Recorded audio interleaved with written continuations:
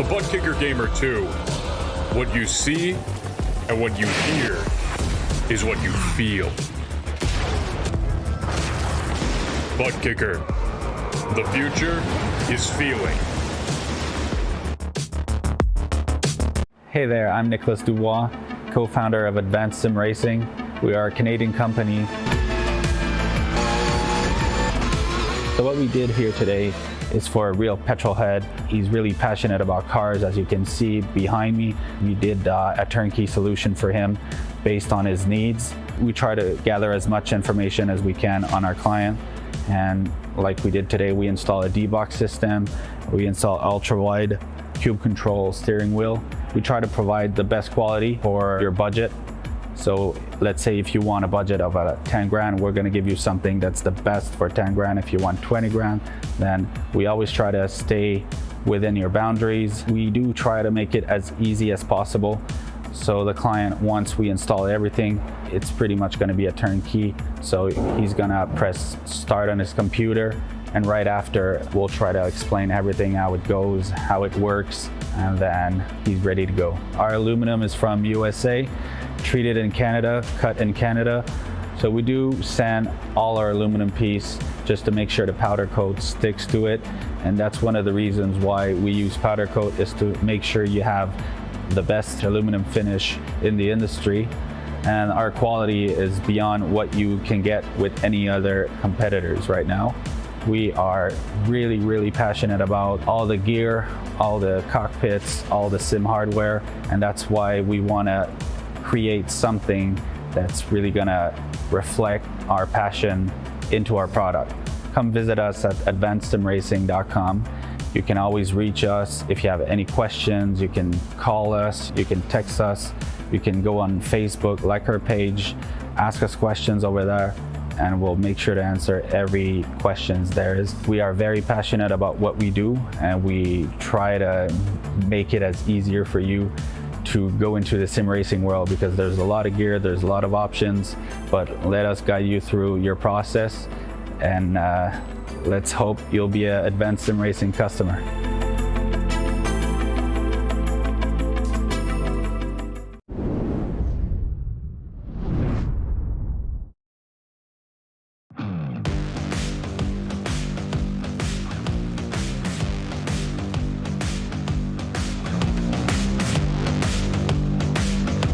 Our season opener last week saw Bradley Holly sneak a victory away from teammate and oftentimes rival Mark Kalin, but that was only round one in what promises to be a closely fought championship that will no doubt go down to the wire. Hello everyone, and welcome to round two of the Precision Racing League's Monday Night Series. My name is DJ Clark, joined here in the booth by Joey Tebben with our director and producer Hugo Louise behind the scenes. We are here tonight for round two of the MX-5 Cup Series at the historic Branch Hatch Circuit. But Joey, much like Monza last week, we're running a little bit of a different layout here tonight. It is a different layout, and it's a layout we haven't seen in real life, at least in the IndyCar series when they used to go there for over a decade and a half. So it's an interesting track. It's one that doesn't always get run on iRacing, but we've got the MX-5s on it today. It's a short track, it's a bull ring, a couple more corners than Monza last week, but judging by practice speed so far, it's going to be just as close.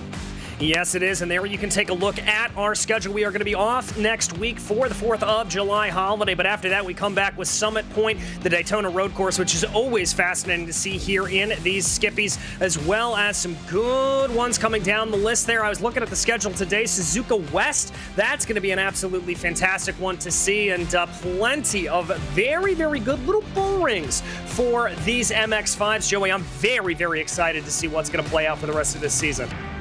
And this is really where these cars sing, on these short tracks with heavy braking zones, places where you can really race side by side, beat and bang a little bit. Daytona Road Course, of course, big straights where everybody's going to be stuck together like in real life. There's a lot of good tracks coming up here, and I am looking forward to every single one of them.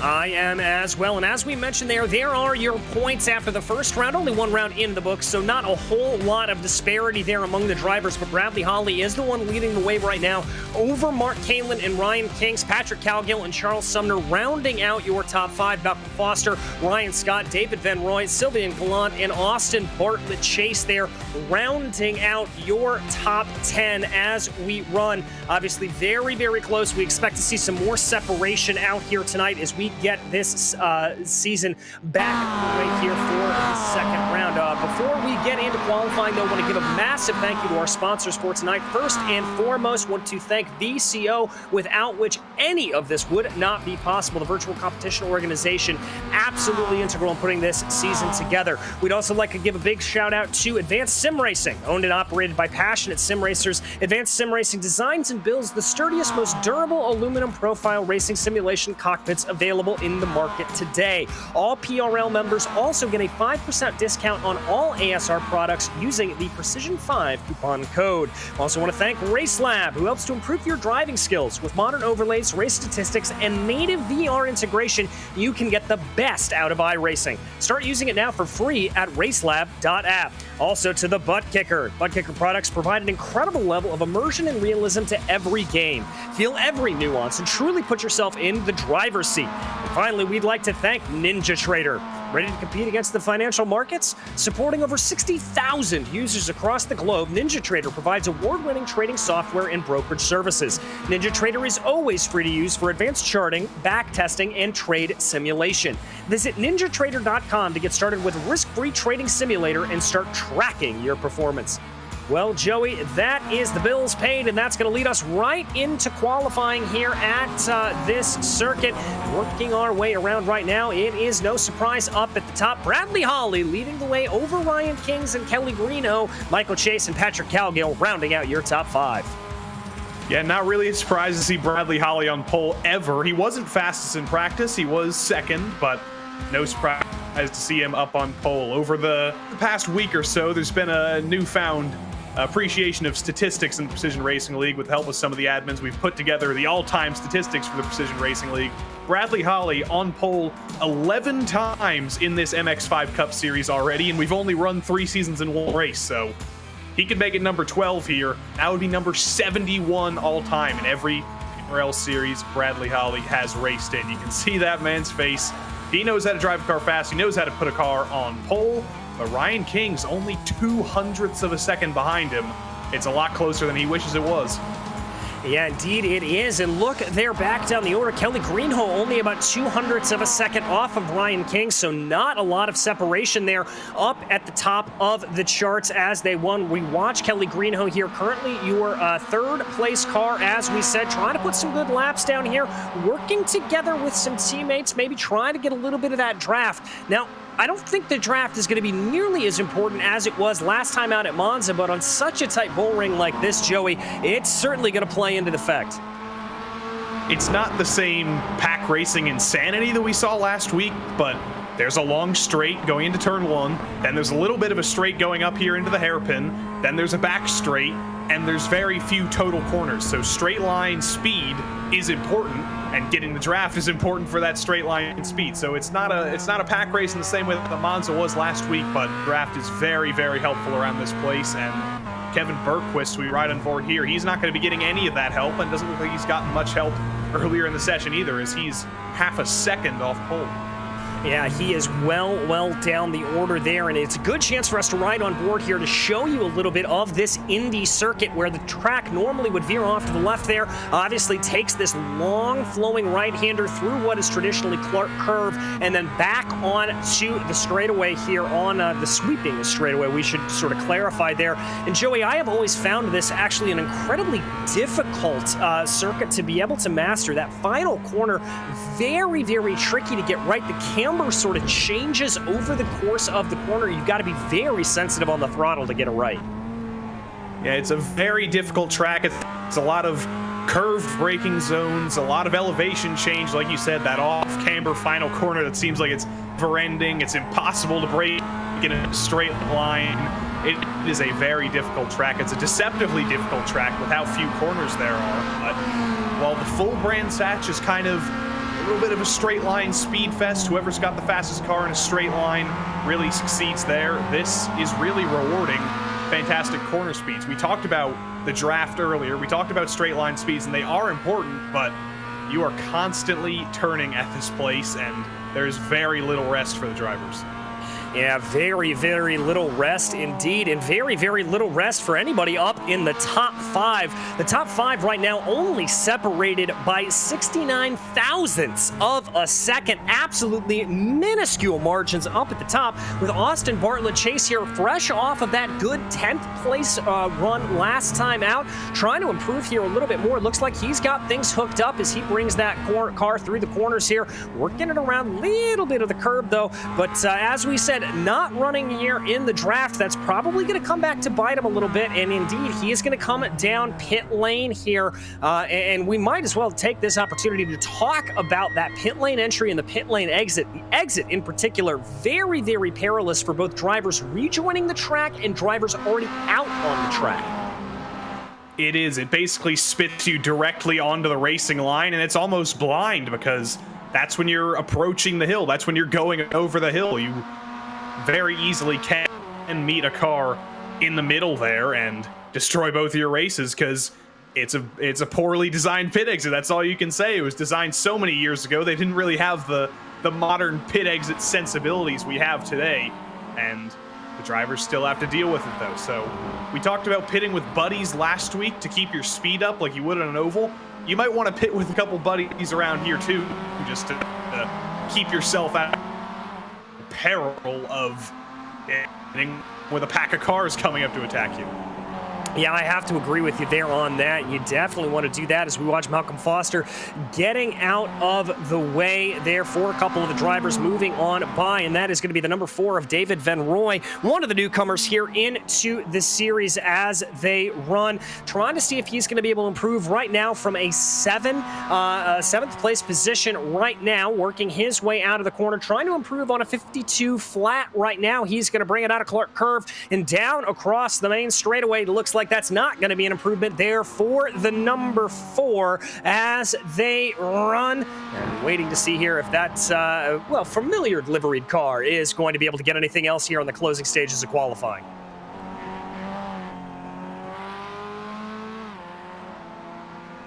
And now we continue to watch David Van Roy working his way around, trying to see what he's going to be able to do. No change up at the top of the order as of right now. Those top 5 still infinitesimally close with one another as they run. And I gotta think here, Joey, that is gonna set us up for one cracking race once we get going green. Yeah, I was thinking coming into this week that it wasn't gonna be as close as it was last week. It was still going to be close, as these MX-5 races always are, but think it very well could be the same level of pack racing. Maybe not exactly the same level, maybe not always side by side, maybe not always stuck together, but it's going to be very difficult to separate yourself from some of the other drivers. If you're Bradley Holly, it's going to be almost impossible to pull out a lead when literally every single driver in the top 10 is within half a second of them. Yeah, it's going to be very, very tricky, and I think one of the things that we'll be talking about here is incident mitigation, specifically coming down out of that first corner. Very, very easy to get a little bit of understeer as you run and run yourself wide into the gravel. Also coming down out of Druids, very easy to be able to get that car a little bit understeery as it goes. So we're going to have to see if drivers are going to be able to push a little bit and just how far those limits are going to be taken. Focusing here on Mark Kalin, a little bit surprising to see him farther down in the order, Joey, after a fantastic opening round. And I wonder if this may be a sign of Kalen's comfort level on the oval side of things. Monza was a lot more ovular of a track than this one. There's a lot more corners. Still having a strong run. This is actually where Mark Kalen scored his only PRL win in this series. So he's clearly good at driving these cars on road courses, but so is everybody else, and that's what makes this series so difficult. He's only 2.5 tenths off of Bradley Holly, his teammate, but 2.5 tenths is six positions in this series, and he doesn't improve that time. He's about 2 tenths off again. So Kalen's pretty quick, but unfortunately everybody else is too. Yeah, exactly. As we tick down with about 7 minutes left to go here in qualifying, unlimited number of laps for these drivers. So they really are able to just go out and try to put as many quick ones as they can down. Watching Michael Chase here as he works his number 34 machine around the corner, trying to see if he's going to be able to pick up a nice little draft from some of those cars up in front of him. The number 75 directly in front of him right now. That's Christopher Grimes that he is going to be hoping to get a little bit of that tow from. I can tell you he went green through the first sector. Let's see here for Michael Chase if he's going to have anything coming out of the final corner, bringing that car around, getting a little bit more of the draft there from the one-back drivers in front. Is Chase going to be able to improve on a 51.794. He's going to cross over the line. Not quick enough there. No, Michael Chase could not catch Bradley Holly, and he was the fastest in practice, Michael Chase was. So he certainly has pole speed, but I think being stuck behind Grimes there both helped and hurt him. He got a little bit of the draft coming down that back straight, but through the final corner, Grimes, and I think that was Kalen, kind of went side by side through the final corner. Chase almost spits it into the grass there. But through the final corner, Chase just got slowed down, and I think that's where those 2/10 went. This lap, I don't know how much better it's going to be. He was able to pass Grimes. He had to navigate through Mark Kalen, who was parking it on the side of the track, and he's got another car in front. That's Ian Cabana in the 774. Gets out of the way. This could be a good lap for Chase. It's always difficult to tell with such a short lap. He's tracking decently. 51.8 is the time to beat, and it's not good enough. 52.2. No, he'll stay back there in those positions. Watching Kelly Greenhoe here, one of the drivers that came into the series just a couple of seasons ago and has really set it alight. A very, very quick driver as the number 12 comes across the line right now. Not able to improve there on that lap, but Kelly will be setting himself up for a better run here as they go. Watching that car track down through the first corner. Very, very well held there, taking it out to the full extent of the track limits, and now down into Druids as they go, brings it down and around here, down into Graham Hill Bend, another one of the dangerous areas. It always scares me, Joey. There are those areas that you can run a little bit wide, maybe not that wide there for Kelly Greenhoe. Yep, that didn't exactly do it, but you can run a little bit wide there coming through Graham Hill Bend on the entrance and exit of the corner.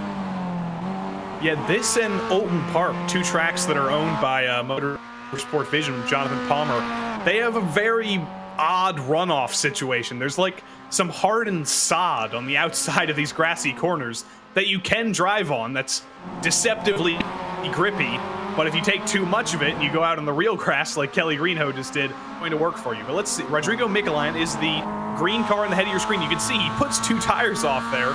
You would think that's grass, but no, it's not. And right there again, it's that bizarre Motorsport Vision hard surface that's green, but it's not grass, and you can take as much of it as you want. You just have to be careful not to go too far over it. You have to know where the limits are. That was a decent apex from Michelin, but to the line, he's down in 14th, and he's not going to improve. He brings it down pit road. Yeah, it brings it in, and you can see just how much steering lock there he was having to put into the car to come around curve there and really bring the car through. And so that really goes to show you, I think we're going to see a lot of interesting lines being taken in the race itself.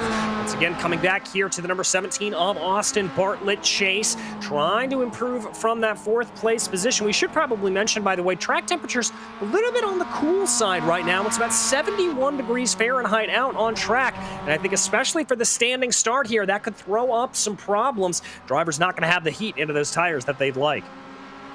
Yeah, in the pre-race briefing, we heard race director Brad Hawley say that. He was talking about cold tires, told everyone to be careful on lap one. The tires are going to be cold.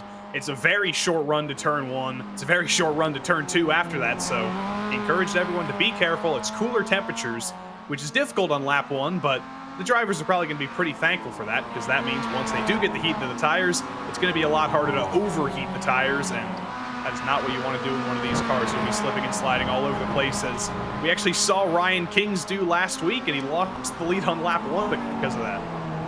Yes, he did indeed, and that's a good reminder there of just how tricky it can be as you run. Kings losing that on the first lap courtesy of cold tires. We now ride on board with the number 43 as he brings the car out of Graham Hill Bend.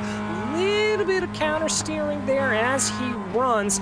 feathering the throttle now here up through Surtees and down into this final corner. I think he's letting on by a few drivers there. We are seeing a couple of drivers pulling off to the side here, trying to set themselves up for the perfect lap here in the final 2 minutes. Yeah, it was very, very slow. He deceived me. I thought he was going for it, but no, he let Grimes by. I believe that's who that is ahead of him. 54.3. Yeah, that was a very, very off lap, but through turn 1, very quick, but Grimes up ahead pops the curb, and I think that distracted Kings. You just saw him drive into the gravel on the outside. This is not going to be an improvement. He's just got traffic, and he actually gets by him on the inside, but this lap's already a write-off, so we might as well cool down the tires and wait for that next one to actually be a good one. Yeah, he might as well do just that. Bradley Holly, by the way, your provisional pole sitter, he is pretty much content with his lap. He is in pit lane, not looking like he's going to be coming out anytime soon to try to improve his position. Everybody else trying to close back in there on the 184. We continue to ride on board with Kings as it goes. Waiting to see if that is going to be an improvement there, and it looks like it's not. He is going to be, just as you said, Joey, a little bit off the pace here. Under a minute to go, though, in qualifying. Yeah, this is his last chance. Ian Cabana gonna have one more shot. He's going to be able to make it to the line with about 5 seconds left to go. Down in 8th place, Cabana had a pretty solid race last week. It unfortunately came undone, I believe, in the pits when I think it was him and Ryan Kings who made contact. But through the final corner, track's about 10 seconds behind his lap time through the final corner. That's a decent sign of a good lap time, but is it decent enough? It is, to the tune of about 11/10 of a second. So he improves, but he doesn't improve his position. Michael Chase going to get one more shot, and Austin Bartlett, Chase behind him, is also going to get one more shot. Kings, it's a race against the clock, though. I think he just eked it across the edge there. So Kings is going to get one more bite at the apple, but anybody finishing up their lap here are going to be done and dusted. Ryan Kings really chucking that car there through Druids. You can see just how squirrely the rear end got a little bit as he ran. We focus here on a couple of the drivers that are going to be the first to cross over the line, including Michael Chase and Austin Bartlett Chase. 2 chases just to confuse us, Joey. Yeah, and one Chase is chasing the other Chase, but the first Chase, who is the chasee of the other Chase, who's chasing the other Chase, he'll bring it across the line here. One more lap for both of them. Chase second, the other Chase fourth. Will they stay where they are? I think they will. No improvement for Michael Chase, and Austin Bartlett Chase doesn't improve as well. So second and fourth could be better, but also could be far, far worse. Yes, indeed it could. And as we've talked about with the draft around here, it's certainly going to make things very spicy. But let's go ahead and run you through the starting grid right now. Starting off in pole position, it will be Bradley Holly, followed by Michael Chase, with Ryan Kings and Austin Bartlett Chase behind them. Kelly Greenhoe lines up 5th, followed by David Van Roy in 6th. Mark Kalin will be 7th, with Ian Cabana flanking him. Patrick Cowgill and Kevin Berquist will make up your top 10, followed by Charles Sumner and Jeffrey Smith. Then back in 13th, it'll be Malcolm Foster and Sylvian Gallant. Christopher Grimes and Rodrigo Michelin will round out your 16-car grid. And as we get ready here for our standing start, Joey, what do you have your eye on? What are you keeping an eye out for? Well, as the race director said, I have my eyes on those cold tires. I'm really looking for drivers to keep the tires underneath them, keep the car under control. Don't lose it on lap 1, which is very easy to do in turn 1. There's huge elevation change. You're turning down that giant hill. It's so easy to have the weight of the car shift to the wrong end, and it's very easy to spin around in turn 1. But as always, you see on the bottom of your screen the incident points. It's going to be difficult here. As I mentioned in qualifying, the grass is very, very attractive. You do not want to hit it, and if you get 13X to drive through, 17X, you are out of the race. With only 35 minutes, a who knows how many lap race in such a short lap, it's going to be difficult to keep under that incident limit, but the drivers did very well in doing that last week. Yes, they did, as we get ready for the lights to come up here at Brands Hatch and get ready to go racing, and there go the lights. We are green in Brands Hatch. It's a great start there for Bradley Holly. Massive wheel spin from second there for Michael Chase. Is going to see him falling down the order. Ryan Kings and Kelly Greenhoe immediately trying to take advantage of the other's misfortune. A big hop in the curb there for Ryan Kings, but back in the back of the pack, it looks like Mark Kalin and Michael Chase trying to sort it out a little bit, coming up the hill into Druids. They're going to be side by side as they work their way around the corner of the 34, trying to keep momentum up as they run. It's a little bit of a gaggle there in the back. Austin Bartlett Chase able to get himself up ahead, and now they get themselves sorted single file by the time they go down into Graham Hill Bend. It was just an absolutely horrific start for Michael Chase. I've rarely seen a driver get that much wheel spin in one of these MX-5 races, but Michael Chase down 3 spots already. He's got it back underneath him, but he's about to get past. You see in the back, Austin Bartlett Chase now gets to the inside of Michael Chase. It's been a very bad start for Michael Chase, but it's been a great start for Ryan Kings, who now is all over the back of Holly. He takes a peek to the inside. I can't make the move yet as Kalin goes to third. And that is Mark Kalin up 4 positions from his starting spot. The number 62 absolutely on a charge, but he's not done with an assault from behind from Kelly Greenhoe. The Chase is changing position around back behind them as they run down through the corner. Kelly Greenhoe trying to look for a little bit of a line on Mark Kalin as they dive down in. David Van Roy now having a little bit of a look on Austin Bartlett Chase as they go down through Graham Hill Bend, trying to force Austin Bartlett Chase a little bit wide, but Bartlett Chase able to hold on. Waiting here as they go. Van Roy just trying to find that opportunity for Tacky, and Cabana also looks to be on the aggression. Lots of aggression here on the opening laps. Cabana almost into the back of David Van Roy. Down the front straight, single file through the most of the field, but there's going to be a change for the leader, or at least there might be, as Kings tries to make the outside work. It's not an easy move to make, but he switches it back. Holly almost out into the gravel. Does Kings send the dive bomb here into the corner? He doesn't need to. He's about alongside him. And there goes Kings. He's got that inside line. He's got the quicker line, and Holly can't hold it out on that outside line, and that's Ryan Kings back to the lead. Yes, it is, but look at what that is all allowed to have happen there as Mark Kalin, again, up 4 spots. He is able to close in on the rest of the field. We focus in on the driver of the 62 there as he comes around behind. Remember, able to take his last victory last season as there's Patrick Cowgill having a big old off coming down through Graham Hill Bend. We've got a little bit of side-by-side between Chase and Van Roy. Chase does get through Van Roy, but Van Roy critically got passed by Michael Chase as well, who's down to 7th place now. So his drive back up through the field has still not begun as he continues to fall down the field. But Austin Bartlett Chase side by side is always difficult to do through turn 1. Not late enough on the brakes though. David Van Roy easily gets through, and now it's a Chase battle into the hairpin. But Austin Chase is, I thought he was going to be able to stay ahead. It was a fantastic braking zone for Michael Chase, caught me by surprise, and now he's on the move forward. He's back up to 6th. Barely able to get that number 34 just ahead and holds it out. We also have a little bit of the replay here of what happened to the 31. Joey just too much speed through the corner, tried to catch the oversteer, and it snapped right around on him. Yeah, I wonder if he took a little bit of the grass on the outside. I wonder if he overstepped the limits, because that was so much overspeed. It would be hard to do a mistake that bad, so it would have been a little bit of a clip for Cowgill, but that's very bad luck for him. He's about 7 seconds behind 14th place now, and I see Malcolm Foster in the pits as well. I don't know what happened to him, but trouble's in the back early on, but up front, pretty clean as Holly tries to chase down Kalin here. Or oh, that is Kalin. What happened to Holly? Holly's lost second. Yes, he has, and that's what happened there too. Malcolm Foster just looks like a little bit too much speed coming up through Surtees, got the car back around and has to go back in for repairs. But you are right there. Bradley Holly losing 2 positions here from the start of this race. He is down into 3rd. We're trying to be a little bit aggressive here, and this is the move from Mark Kalin. We watch the 62. Looks like a wide entry into the corner there from Holly. Had to back it off a little bit, and it looks like that crossover maneuver and getting the later braking going down into Druids. Joey, that looks like the way to go. Yeah, Holly did that with Kings as well. He just swept it way too wide on the entry to that corner and couldn't get it turned in, and Kalin just drove straight by him.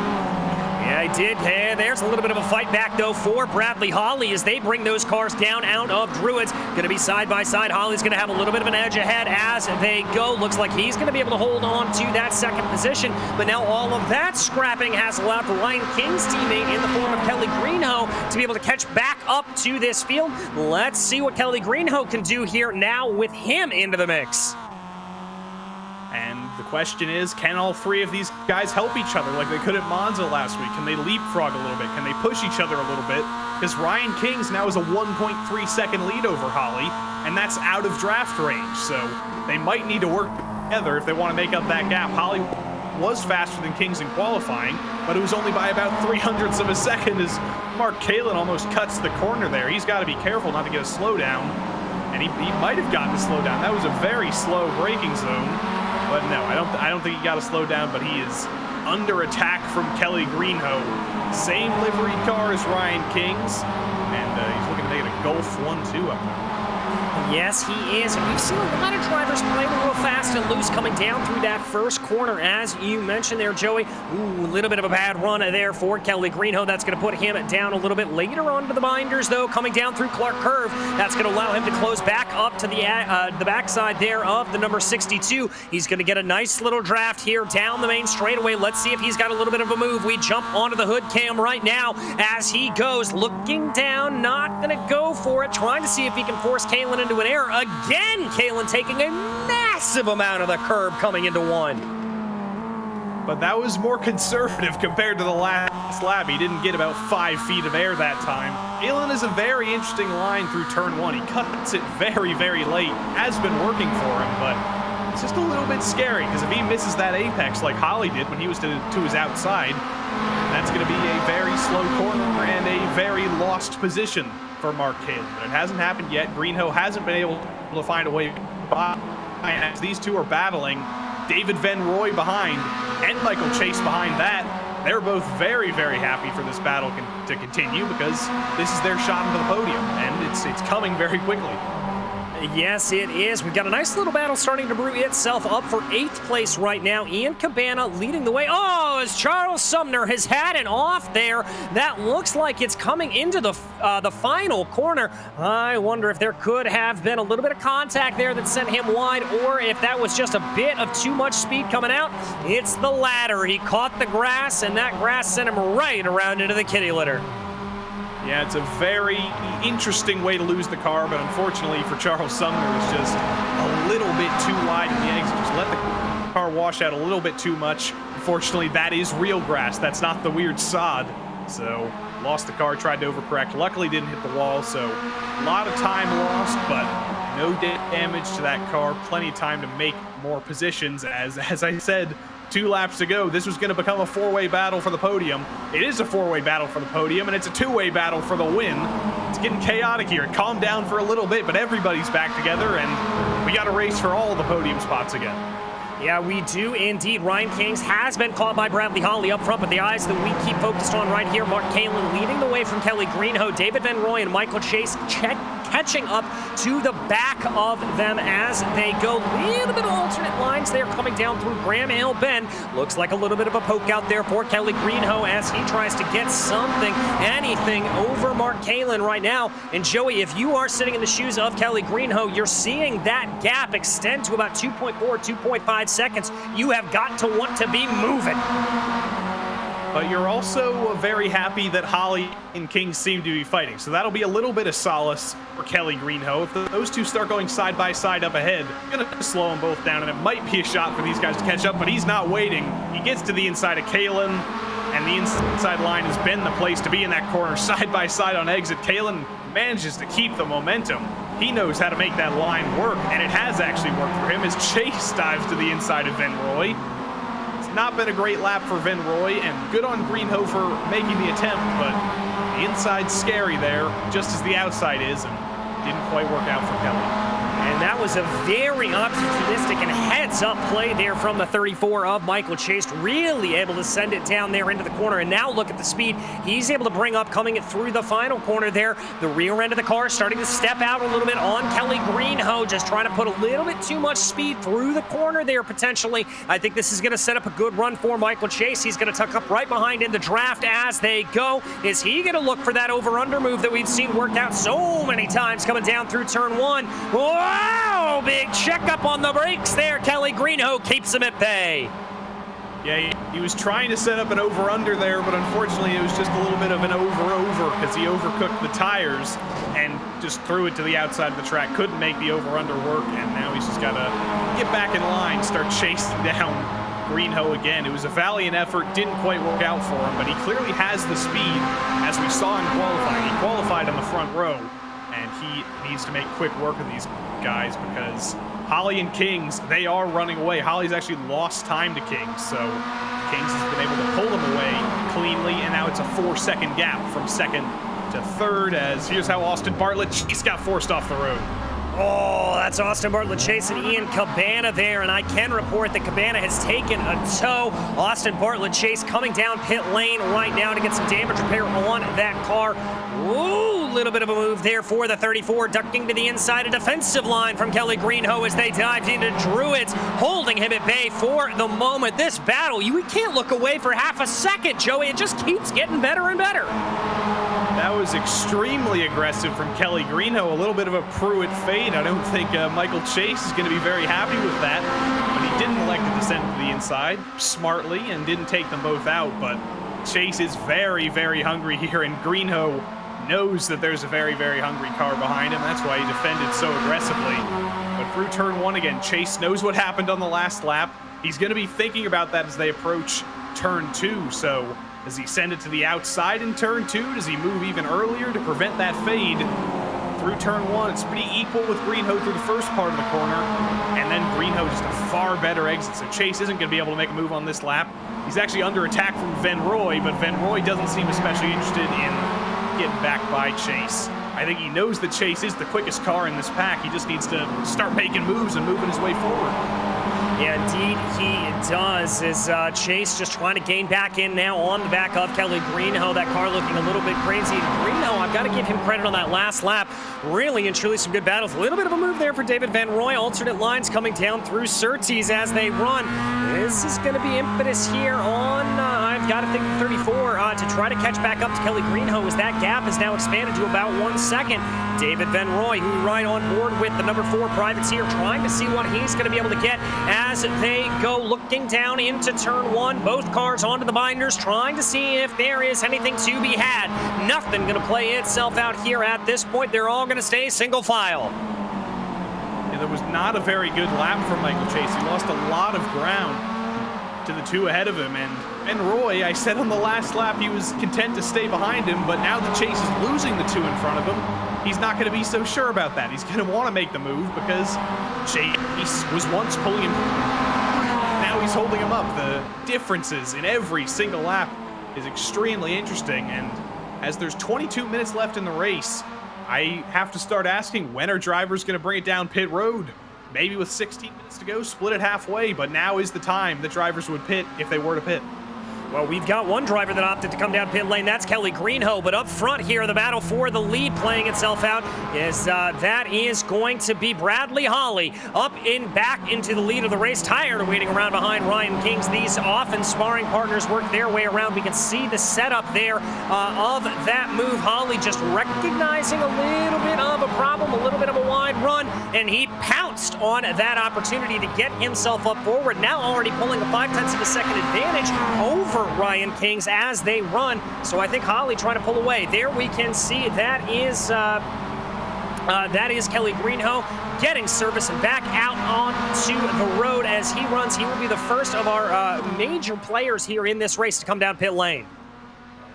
And I think it might be a couple more minutes until anybody else elects to come in, but that was an interesting choice from Greenhoe. He got out of traffic, was getting held up by Mark Kalin, so he elected to bring it down pit road. And now, exactly as I say that, David Van Roy, who's getting held up by Michael Chase, also elects to bring it down pit road. So, unlike Monza last week, you don't want to pit with a buddy. You don't need to pit with a buddy. You want to get clean track again, as you do in a normal road course race. So David Van Roy down pit road here. We're going to compare the pit times to Kelly Greenhow. Greenhow had an awfully long stop. I thought 24.6 seconds in the box, but yeah, there goes Van Roy, 16 seconds, 10 seconds faster than Greenhow.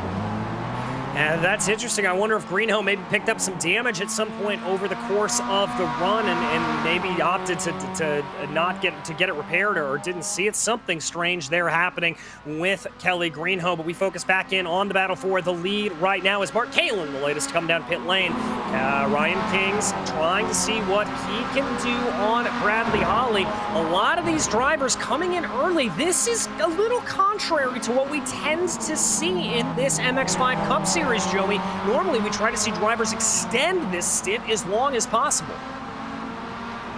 Well, if you're Holly and Kings up front, you're going to extend this for as long as possible because you can. You've got such a big gap down to third that you don't really need to worry about the undercut. But look at the difference between Van Roy and Greenhow on the bottom of the ticker. It's only 3 seconds, even though Van Roy was 8 seconds faster in the pits. So somehow Greenhow found those extra 5 seconds on the track. It might have just been from being, well, he didn't make up 5 seconds in one lap. He did pit that one lap earlier. He had a better run through the end of pit road at least. He had a better out lap, and you can see how that's affected that gap as now Kings is going to go for the move again on Holly. Yeah, he's going to do that little bit of a crossover that we've seen, holding it down to the inside. Is he going to try to be later onto the binders, going into Druids? No, looks like Ryan King's going to back off a little bit there. Some of that textbook aggression that we've seen from Ryan King's not exactly playing itself out here, a little bit more reserved as he runs, probably helping him to be able to get and solidify himself up towards the top of the championship order the past couple of seasons. But here, the number 43 driver trying to close in behind Holly as they run. I've got to be wondering here as we tick over about 16 minutes down in this race, getting closer and closer to the halfway point, if either of these two drivers are going to try to undercut one another, maybe see if that strategy will go. Michael Chase now coming down pit lane, so pretty much all of that trailing pack coming in and responding to one another. I'm looking back in the pack, and I don't think it would be smart for Holly and Kings to pit because they're going to end up in traffic if other drivers elect to stay out for as long as possible. So I think what these two are going to do are going to wait for as long as possible. They're going to elect to stay out of any sort of traffic. They're going to try and have as fast of an out lap as they can possibly get, not have to navigate through any traffic, back up ahead, keep the lead.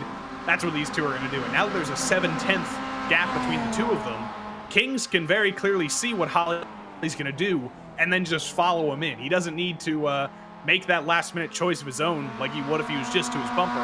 He has that little bit of buffer to make a decision, follow him or not, and that's actually going to be very helpful for him once pit stop time comes around. Easy for me to say. Yes, indeed. By the way, that battle that we were watching a little bit earlier with Kalin, Van Roy, and Greenhow really separated itself out after pit stops. They are pretty far away from each other as they run, despite running some pretty even lap times. It does look like Van Roy has been able to jump ahead of Kelly Greenhow, Mark Kalin leading the pack as of right now. But as we continue to watch this battle for the lead, Bradley Holly holding about a 5/10 of a second gap as they run. I've got to say here, Ryan King's on this last couple of laps looking a little bit squirrely coming through Surtees. There you can see it, that car just on the edge of adhesion.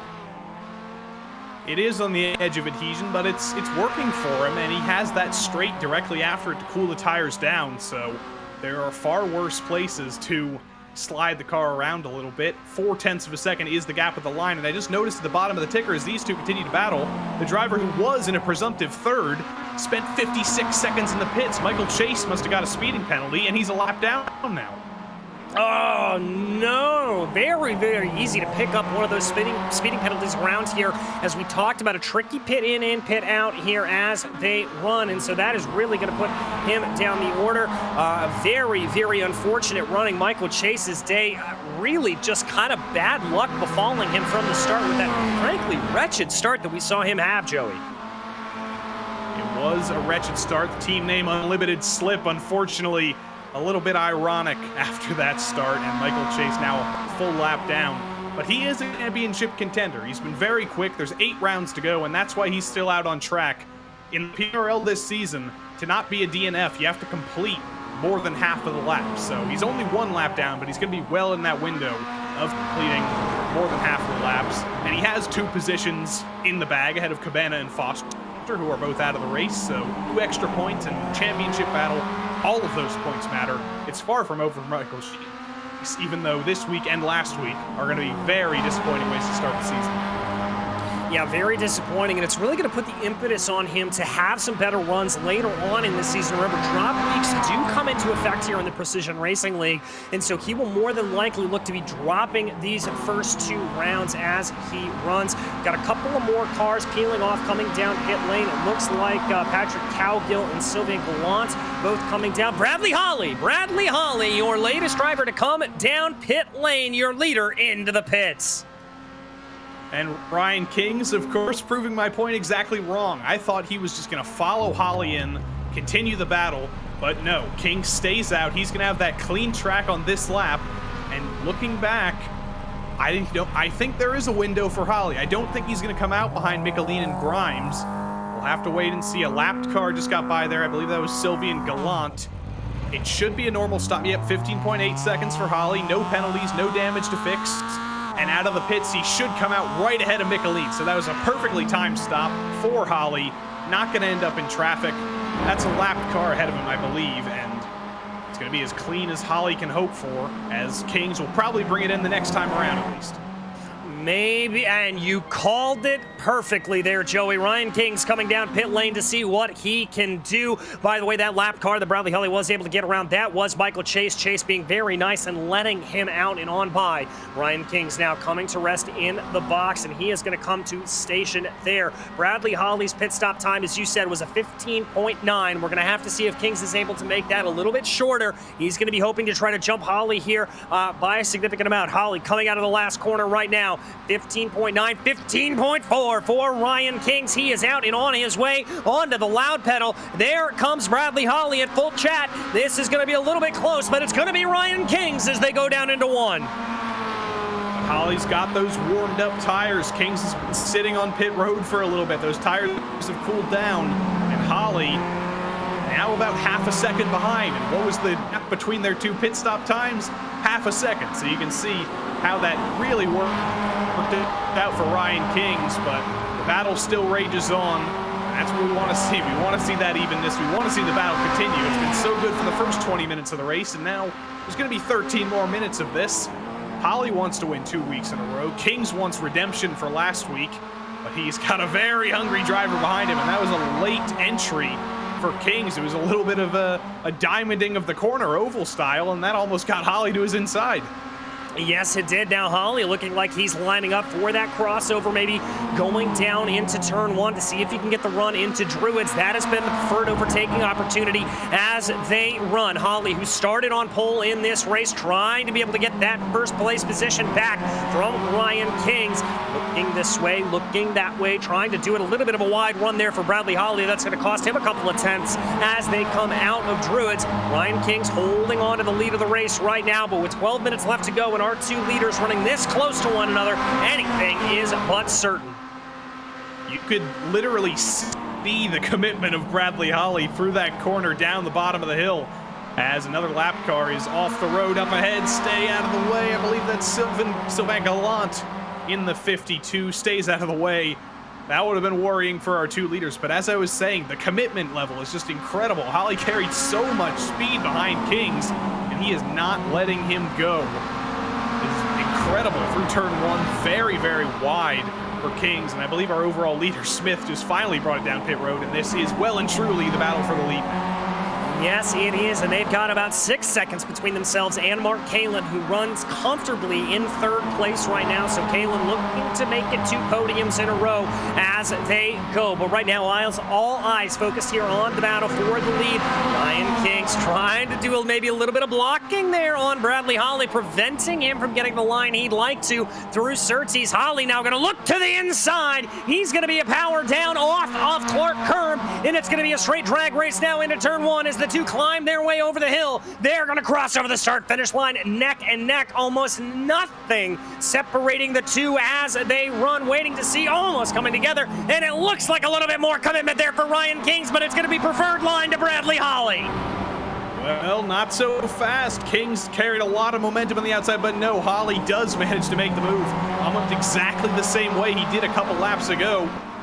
But remember, Kings got back to the lead, so it's far from over. Holly might have the lead back, but Kings knows he's been able to make that move again. He's been able to repass him, but he's just got to get Surtees under control. That's the second time he's just completely overcooked it, completely opened the door, and basically just let Bradley Holly drive straight through. Yeah, you're completely right there. And there again, a little bit wide of a run there for Ryan Kings. I wonder if he's overcooking his tires just a little bit as they go. Track temperature's actually fallen ever so slightly, down to about 70 degrees Fahrenheit as they run, but still plenty of time left to go in this race. Just under 10 minutes to go. Kings taking a big chunk of the curve there, trying to make up as much time as he can on your points leader and last race's winner, Bradley Holly. Gotta be careful though, don't push it too hard. You've got that 6/10 gap to Holly. One more mistake and that's gonna be a 1 second gap, and that's gonna be out of the window of any sort of draft help down this short back straight and down the long front straight. So Kings needs qualifying laps here. He was so close to Holly in qualifying and needs to prove he can replicate that here in racing conditions, but again, just super wide through Surtees. He's actually under attack from the lap car of Michael Chase. If he's not careful, he might have to let him through. Yeah, he might, and this has got to be especially frustrating here for Michael Chase. Remember, we documented that he had that rough start to the race, getting a longer pit stop there, we believe probably as a result of a penalty for the driver of the 34. And he's looking at this, he knows he's got the pace to keep up with the leaders, and it's just little mistakes for him over the course of the run that has put him back down in the field.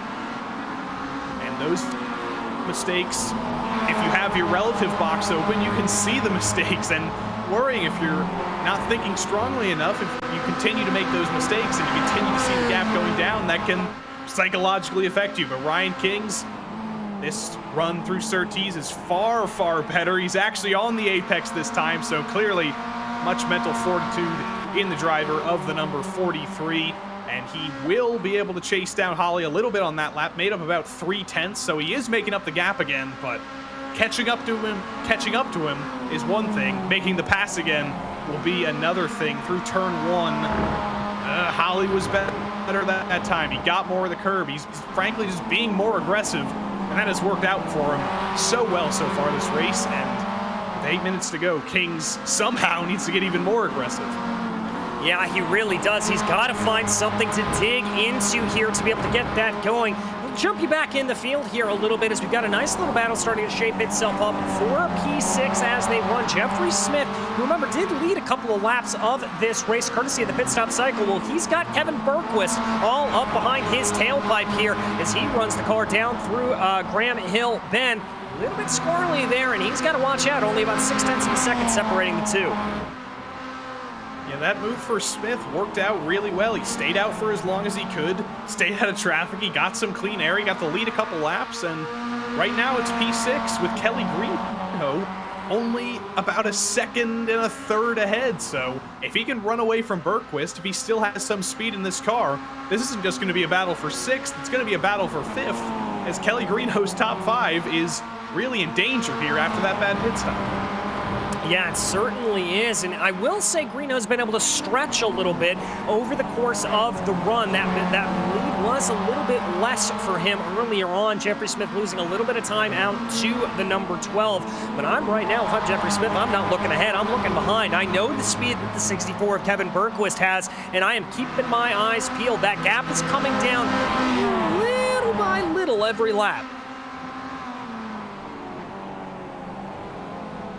Smith able to pull about 0.7 of a second on Bergquist that time, which is a pretty decent gap. If he puts a full second on him, that's going to be exactly what he wants. He wants that full second window. He wants him essentially out of draft range. He doesn't want him to be able to close up.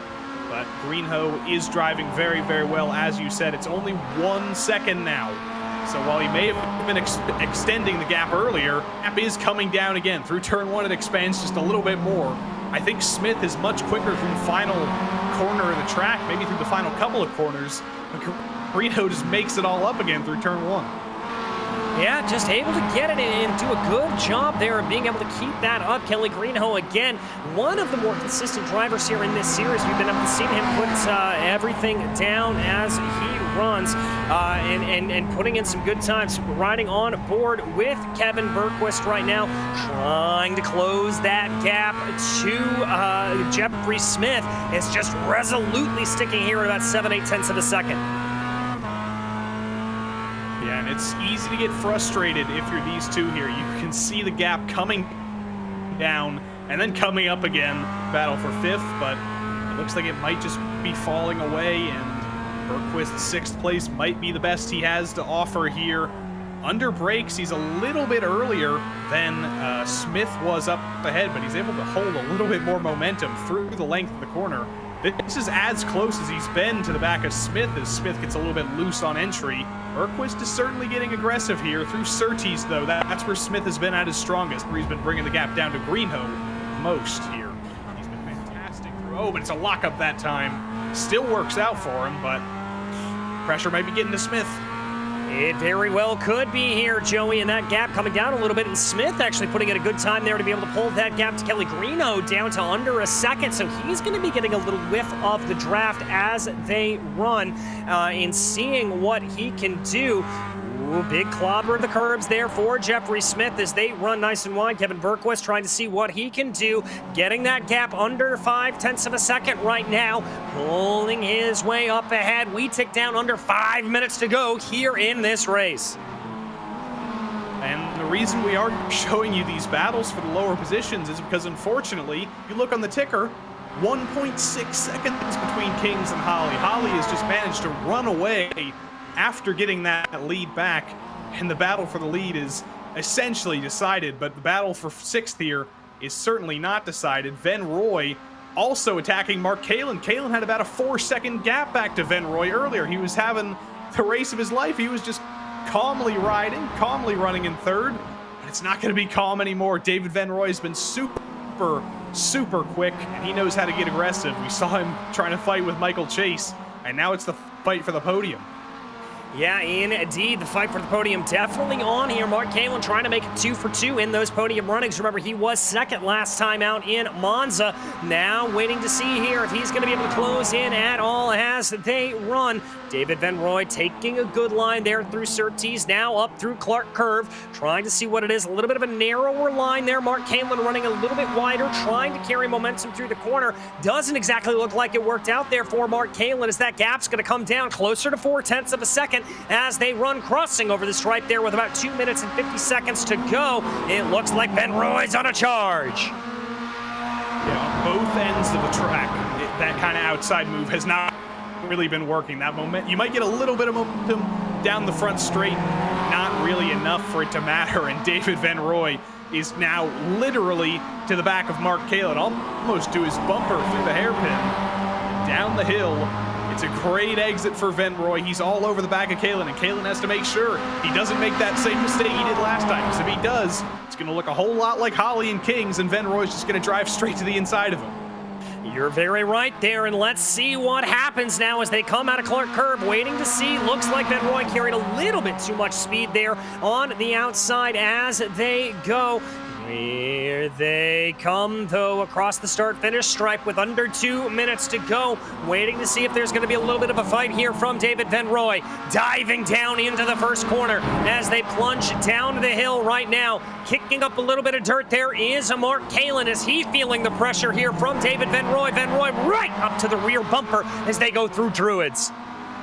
I don't know why Ven Roy didn't get the draft off of Kalin down the front straight. He literally avoided the draft going to the left side of him down the front straight. It was very, very strange. I don't know if there's some kind of weird timing thing going on in his head where he thinks he has to time this move for another lap, but that was bizarre. We'll see if he does it again on this lap as there goes Kalin, almost throws it off the road. That is way too deep, and now Ven Roy better stay in the draft because this is the best chance he's going to get.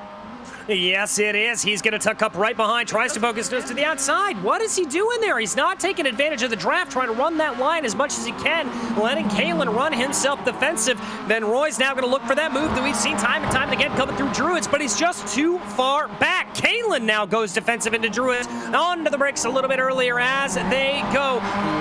looks like they come through the corner here, trying to see what it is. Waiting to look to the inside is David Van Roy. Doesn't look like he's going to have the opportunity here. And this is going to be the white flag lap here. It's going to be 2 more times through the final corner. If Mark Kalin can just nail it twice, he'll probably have this 3rd place on lock, because Van Roy has been bizarrely unaggressive. There goes Kalin wide again. Van Roy to the back of him again. He needs the draft to make the move, but I don't know if he's just trying to wait until the last lap or what. Down the front straight this time. Now he's in the draft. Now he's actually getting aggressive. Fortunately, this time he's not close enough to make the move he could have made 2 laps ago, but it is the white flag, and he's going to have 1 more shot if he can do something through the final corner. Well, he's certainly going to be pushing to try to see what he can do. A little bit of lap traffic directly up ahead of them as they go.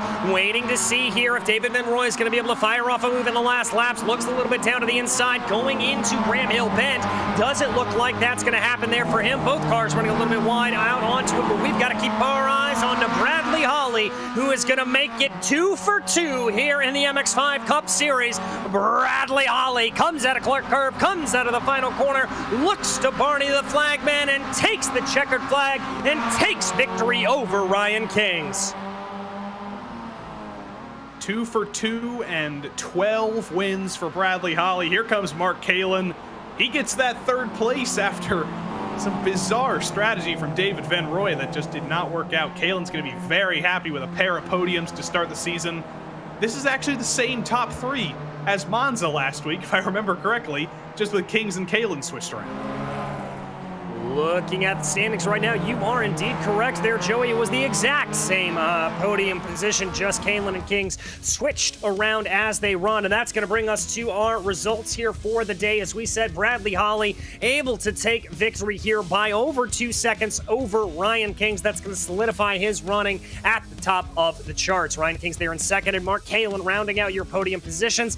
David Van Roy and Kelly Greenhoe rounding out the top 5. Behind them, it was Jeffrey Smith and Kevin Berquist with Patrick Cowgill, the last driver on the lead lap. It was a rough run out there for Michael Chase, starting in the front row and falling all the way back down to 9th, a lap down. Behind him, though, it was Christopher Grimes in P10. Behind Grimes, it was Sylvia Gallant, followed by Charles Sumner and Rodrigo Michelin there to round out your finishers. Cabana Foster and Austin Bartlett Chase, all drivers who were not able to see the end of the race here today.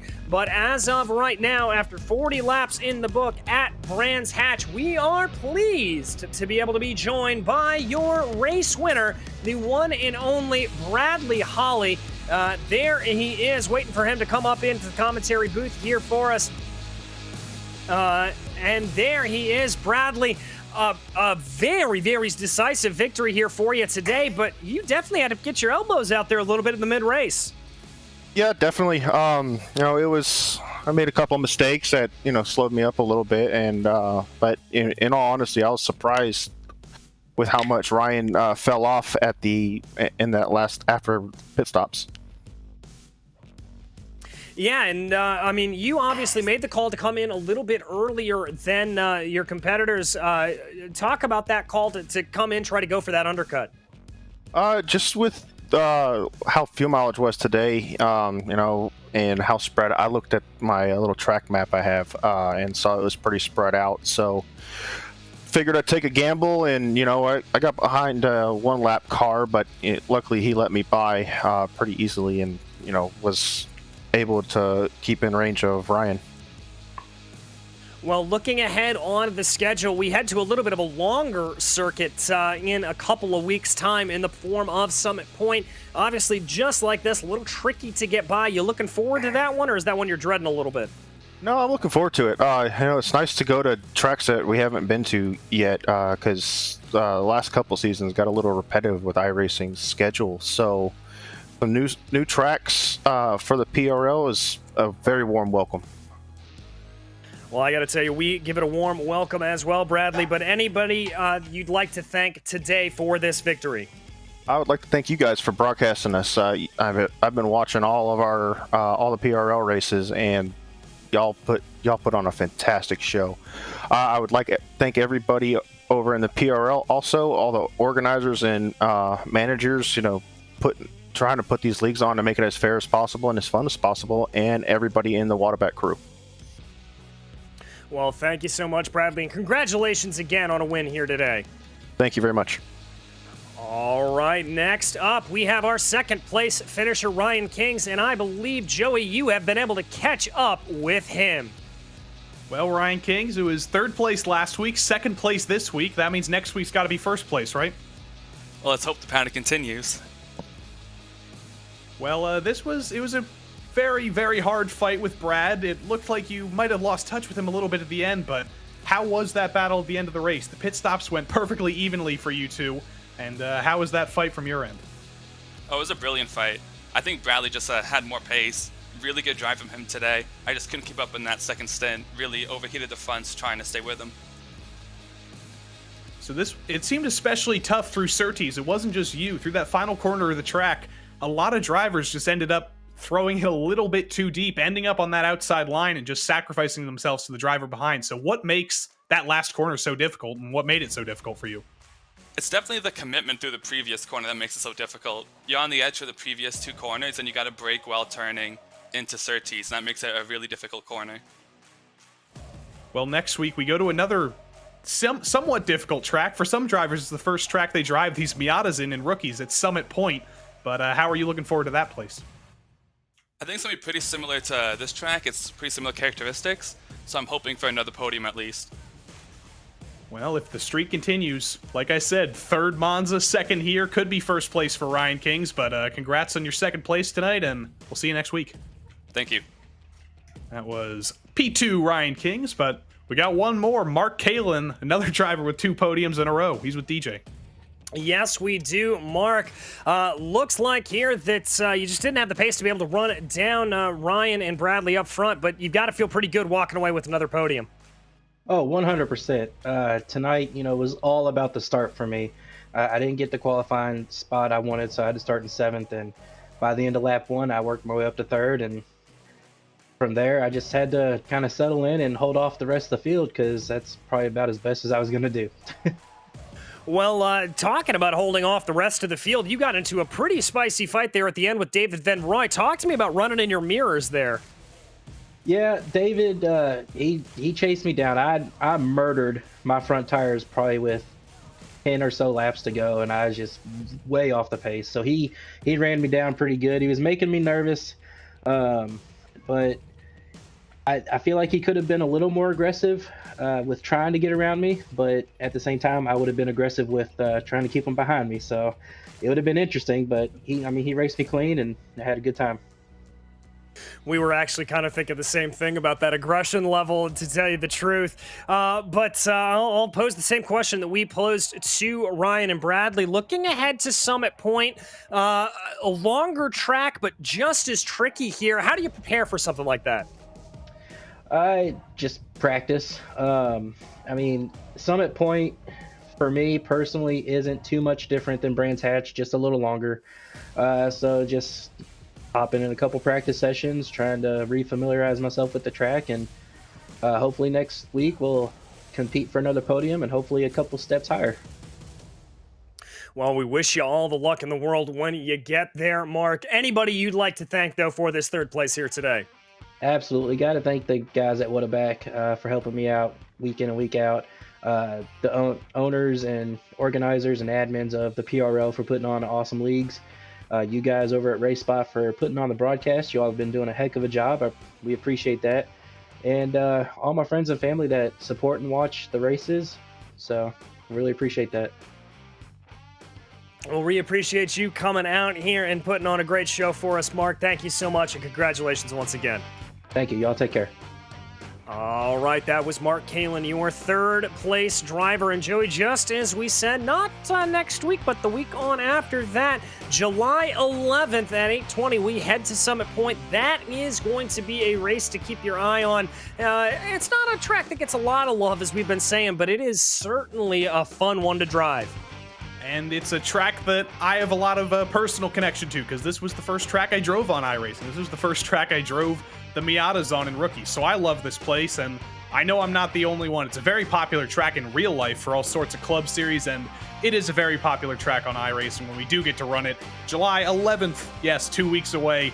I completely forgot the next week is the 4th of July, and understandably for all of our American viewers, you can understand that some drivers might have other things to do on that weekend than drive Virtual Summit Point, but we'll look forward to 2 weeks from now, and if it's anything like these first two races, it's going to be a fantastic race in the PRL MX-5 series.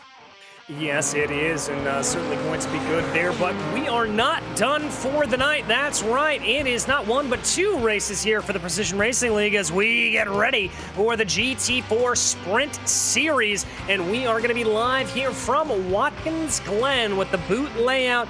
Joey, this is certainly seeing these cars on a little bit of their home turf. I have to feel like they're going to be some pretty fantastic running and some great battles really all over this place. This is the best road course in the United States for racing. That is a fact in my opinion. And there's a lot of great road courses in North America. A lot of them are on the schedule here. Next week, we go to Canadian Tire Motorsports Park, or MoSport, very high-speed road course in Canada, then a trip to Europe and Imola, and a lot of the other road courses of North America and international. It's a lot of great tracks here for the GT4 Sprint Series, a lot of very fitting tracks for the GT4 Sprint Series, but very few tracks race better than Watkins Glen in the world or in North America. Yeah, I got to agree with you there on that, but looking ahead at that schedule, I do have that finale at Fuji circled on my calendar, as that is one of the newest additions here to iRacing, and that's going to be one that is going to set a fantastic precedent as they run. But let's go ahead and talk you through the championship standings here for this series. It is Sean Campbell at the top of the charts right now. Owen Watts right there behind him with Michael Diaz as well. Jerome Bouillon there in fourth place. Series organizer there having a great run last time out. Lyndon Swaby, Rob Campbell, Adam Brockway, Eric Starpoli, Keith Bonilla, and Jay Dennis rounding out your top 10. And kind of like in the MX-5 Cup Series, only one race in the books here, so it's a little bit closer than you would expect. But as we poke our nose here into qualifying, it looks like we may be in for a little bit more of the same, because it's Campbell, Diaz, and Watts right at the top of the charts, but almost nothing separating Campbell from Diaz, a mere 0.006 of a second. Yeah, those three put on a great show last week at Montreal. Campbell kind of ran away with it in the end after the first pit stop, but Diaz and Watts put on a show for second, and this week, if they can all stick together, it's going to be a fantastic race for 1, 2, and 3. But look down at Rob Campbell in P9. That's the driver I'm watching. He's the most successful driver in PRL GT4 history. In that Lamborghini, 12 wins. Second place has 9. He has been the pace setter. He's always winning in these GT4 machinery in the PRL, but unfortunately for him, he might have met his match. The competition in the GT4 Sprint Series this season is absolutely phenomenal, and that shows because the most successful driver in GT4 machinery in the PRL is 9th and 7th in the championship. Yeah, and that's going to change things up a little bit as they run, as we ride on board with the third place driver in the McLaren now, Owen Watts, as he brings his car up through the S's. This is going to be a pretty crucial part of the track, I think, Joey, is coming up through there. We talked a lot about that draft at Brands Hatch. Draft is going to be just as important, climbing your way up the S's and diving here into the bus stop. Speaking of important parts of the track, the bus stop, it's so difficult to get right, especially in a GT4 car, essentially a road car. It's so heavy. It's got so little downforce. This thing it's designed to be a race car, but it's not a GT3 car, and it is so difficult to wrestle through the bus stop. And if you hit that curb wrong, if your tires are too cold, you're going to be going flying off into the runoff or into the wall. So that's a very difficult part of the track, even more difficult when you're racing with a car side by side. Then you get down into the boot. It's a little bit more straightforward. Some great passing zones down the hill, then into the toe of the boot there.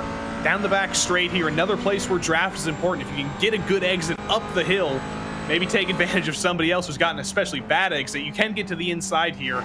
In these final couple awkward corners in the boot, personally, these are the ones that are the most difficult for me, especially this one. The final corner leaving the boot uphill, horrifically awkward. It's impossible to find the apex. Owen Watts did, though, and now we rejoin the more familiar final parts of the track. Just a little lift, maybe a little bit of break through this final corner, and then the real final corner, where you do really have to put the brakes on.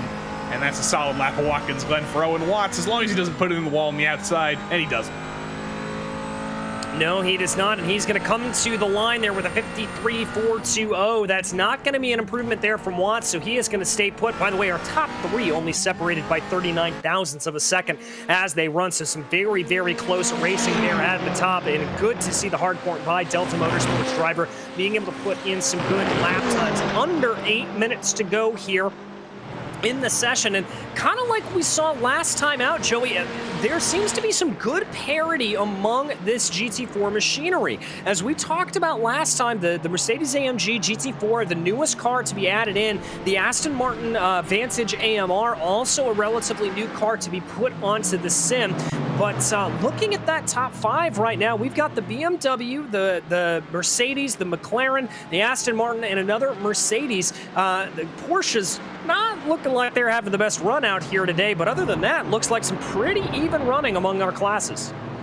Yeah, and that's great to see, because that means that it does truly come down to the drivers. It doesn't come down to a car advantage, and that does allow for quite a bit of parity and allows for quite a bit of fantastically close racing, as is usual in the PRL. But this Aston Martin that Rob Campbell is currently behind the wheel of right now, it is the new, or it's the second newest of the GT4 cars, I believe, and he is running it quite well. It actually looks quite similar to some of the other GT4 cars, but it is its own strange, unique beast, and there's quite a few of them in the field. Highest one is Adam Brockway right now in 5th. Campbell's about 0.5 of a second slower than him through the final corner, tracking very well. 154.3 was his previous best. Unfortunately, not tracking well enough. Actually lost about 0.4 of a second on that lap. But I don't think he's on a real high-speed run right now. He's done a couple laps. It's only a couple minutes left in qualifying and 6 minutes left. If I was him, honestly, I would probably come back down pit road and put another set of tires on, and then see if I can find any more speed that way. Yeah, I've got to agree with you there on that as we watch Michael Diaz in the number 17 machine working his way around. Currently not looking like he's setting any hot laps, but trying to see what he can be able to get down. And yeah, you mentioned, you know, the new Aston Martin coming in, the new Mercedes coming in, really representing iRacing's dedication to bringing these GT4s up to spec. Obviously, the announcement of the Toyota GR Supra coming into this series as well at some point in the near future. Not exactly sure when that's going to be, but I think sooner rather than later we are going to see a full fleet of GT4s as representative as they are in real life, which is always fantastic to see. The more cars we can get onto the sim, the better. Focusing back now on Owen Watts, once again bringing that car around. Watts looking pretty quick here, and normally the McLaren tends to be one of the faster cars around Watkins Glen. Now let's see what the 14 can do as he brings that car out of the heel of the boot and upwards towards the toe. It's hard to tell how fast a driver's going at this point in the lap, because it's so easy to just throw everything away down to the heel of the boot rather. It's so easy to throw it off the road here. It's so easy to miss the apex. It's pretty well driven by Watts there, and then the super tricky final corner of the boot. Going into those final two corners of the track, that's very far out wide, and I think he might have clipped the grass, and yeah, that's going to be the end of that lap for Watts. He's going to abort that lap, and he's going to try and restart a new one in a couple seconds. But here's Adam Brockway, P5 right now, about half a tenth from Romero ahead. He's not going to improve this lap. He's got to get out of traffic here, because that was a very, very bad lap. That's no improvement whatsoever. Well, and you know, we talked about the benefits of the draft, and that can really help you during the first sector of this lap, but if you get stuck behind another car, specifically coming through the boot section on this course, that can really be a detriment and pull you back a little bit, so you've got to try to time this out perfectly well. Let's see here if one of those times has been Michael Diaz. He did put a personal best time down through sector 3 there on that last microsector, so could be looking to improve. And remember, he doesn't need all that much of an improvement to be able to get himself up into that top position ahead of Sean Campbell. Only 0.6 of a second separating the two of them. So here he comes, bringing that car out of the final corner right now, coming as close as you can to that wall. Gonna bring it across the line. Oh, about 33 thousandths off of his best time. He's gonna park it, maybe have a time for one more flyer. And that was the same time that Owen Watts ran. So if you You want to know about the parity in this series? There you go. There's a perfect example. That was such a tidy lap that looked so good through those final couple of corners. And it was a perfect lap, but unfortunately, he had done a perfecter lap somehow, and so had Sean Campbell. So he's got to find a way to replicate that and maybe get a little bit of draft to improve that lap as much as he can. But Brockway's giving a couple Aston Martins some draft behind him, leading this little train. See if he can improve from P5. Like I said, there's quite a big gap to third, so it's going to be tough to improve that much, but I would not count Brockway out for fourth as the 77 gets out of the way in a very interesting part of the track. But 2 corners to go for Brockway. Nails the apex of the second to last corner. Now the actual last corner. It's very easy to brake too late, very easy to go too wide, and then very easy to get on the throttle too early and hit the wall, as the Mercedes in the background did there. To the line, it's no improvement for Brockway, but Rob Campbell did improve. He went up from 9th to 7th. Yes, he did with a 154.136, so a good running there for Rob Campbell. Campbell's going to pull that car to the inside, happy with that lap, and he is going to park it for the rest of the session. Waiting to see here, by the way, that is Matthias Arunga there behind Brockway right now, that's getting that big benefit of the tow in that sister Aston Martin as they run up through the S's. Matthias currently back in 14th place right now, hoping to get a little improvement.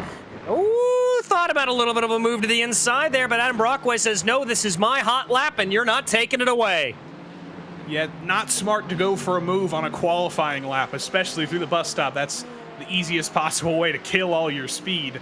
So if I'm Arangua here, I need to get out of my own way. I need to leave Brockway behind. I have the time to find a gap a little bit further back and not run into the back of Brockway here, because clearly Brockway's slowing him down in the straights into the bus stop, and that's only hurting him. So if I was him, I would be backing up, maybe get behind the 77 who's behind, and find that clean track and set a lap of my own here.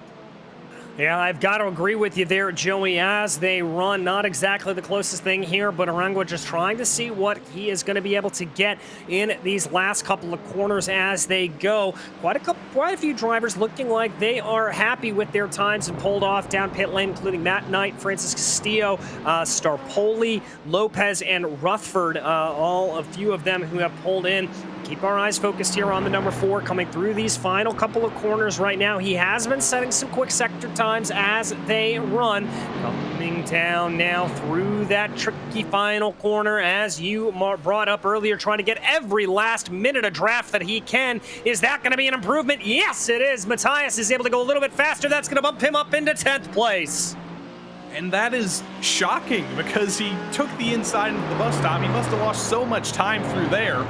I guess just imagine how good of a lap that could have been if he was on his own, or if Brockway wasn't in the way. P10 for Arangua, that is remarkable. And it's only about half a tenth away from Vorse and only 1/10 away from Knight in 8th. So there is certainly place for improvement for Arangua. He just has to get a little bit of clean track here on this final lap. Yes, he does, but the checkered flag is in the air for qualifying here in the GT4 Sprint Series, and we wait for the final couple of drivers to come across the line now. Plenty of drivers still out on track who were able to finish their hot lap. The one we're watching right now, Michael Diaz, he was quick through the first sector. Is he going to be able to improve here on a 53.333 as he runs? Looks like he thinks not, and he's going to come down pit lane. He's going to call it a day there. Diaz will have to settle for P2. Now let's keep Bonilla as he comes out of the final corner there in that Mercedes, comes to the line trying to improve on a 154. Not going to be good enough there for the number 8. Felipe Winkler, 155 and 1,000th, currently down in 18th place. The Mercedes has been quick. It's second on the grid. That's the highest Mercedes with Michael Diaz. Winkler really using as much runoff as he can through the heel of the boot. Tidy through this final corner, gets a little bit of the curb. That's a good sign that he's not understeering. He's got 2 corners to go. He wants to improve on the 155.0. Again, solid through there. That's a very easy corner in most every car to nail. This is a very tricky part of the track. Get on the brakes, wash out a little bit wide. Didn't quite hit the apex, but it could be an improvement. It's tracking to be an improvement. Can he beat 155.0? No. Lost 4/10 on it, and Winkler's going to stay 18th. Last couple of drivers to cross over the line here. Jacob Kruger, who doesn't look like he is on a hot one necessarily. The 144 not going to be able to... No, he was able to improve there, excuse me. Just able to get that in. So a good improvement there for him. And now it's Nicholas Cariandis as he's going to come across the line in one of the few Porsches in the field. Is he going to be able to improve on the 155? Yes, he is. That's going to bump him up the order into 26th. And that is going to set our qualifying order for the GT4 Sprint Series here at Watkins Glen. As lining up in pole position in one of the few BMWs in the field is going to be Sean Campbell, and next to him it will be Michael Diaz for the Precision Racing Esports team. Owen Watts and Francis Castillo will be lining up in row 2 with Adam Brockway and Jerome Berthiaume there in 6th place. 7th place will be Rob Campbell with Matt Knight next to him in 8th. Brian Vorse will be 10th, followed by Mateus Aringa there in 10th. Keith Bonilla will be 11th, followed by Eric Starpoli in 12th. In 13th, it's going to be Devin Lamke, followed by Marco Oliveira. On the row behind them, it'll be Carlos Lopez and Darren Rutherford with Robert Anderson in 17th and Felipe Winkler in 18th. 19th will be Blake Ziti, followed by Jay Dennis with Greg Doucette and Drew Price in 22nd. Matthew Saint-Aubin will be 23rd, followed by Damian Benke there in 24th. Moving back into 25th, it will be Jacob Kruger with that good lap to be able to get himself up the board. Right by next to him, it's going to be another driver who had an improvement on the last lap, Nicholas Cariandis. Brian Hoskins starts 27th with Kristen Liziak in 28th. 29th, Andrew Bernaro, and Evan Jonesy rounds out your top 30. Matt Dinsmore and Jeffrey Seebach will round out the grid here, Joey, and we've got ourselves a full pace lap, which is going to be good news for these drivers.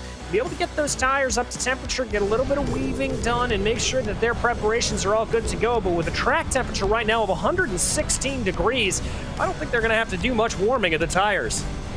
No, they're not, and it might be good for warming their tires, but I never consider a full pace lap at Watkins Glen to be a good thing, because when you're waiting that long at a pace lap at places like this, at Road America, where you're sitting, just driving slowly, just waiting for the race to start for like 3 or 4 minutes, it's difficult for me at least, because I just want to get going. It just makes me nervous. It makes me anxious, because I just have to sit here and wait for the race that I want to start. And I know that some of these other drivers think the same, so as long as they can stay out of each other on the pace lap, we'll be fine in the long run. But it is tense when you have a pace lap this long, and it is tense for this entire field of drivers, I'm sure. Yeah, it certainly is, but we're going to have to see here as we look back on the grid right now. As we said, the beautiful fleet here of GT4s coming to iRacing. Everybody getting themselves nice and ready to go. There's a nice view behind the cockpit for these drivers. That's the number 96 machine of Francis Castillo in one of those new Mercedes-AMG GT4s. Let's run you through the race details here very, very quickly. It is open setup here in this series, so that will change things up, and that's really where that team will come into play, that you are able to fine-tune those setups. 40% maximum fuel, so you don't have to come through pit lane, but more than likely you're gonna have to over the course of the run, as you're not gonna be able to make it all the way to the end of this 40-lap race. Drive-through at 13 incidents and disqualification at 17. You also get a bonus point for fastest lap, so watch for some drivers to be competing for that. And right from the downbeat, we've got a little bit of drama here, Joey. Looks like Adam Brockway did not take to the grid. Just going to mention that I noticed that he was grayed out on our timing and scoring, and there is very obviously a gap on that third row on the right side.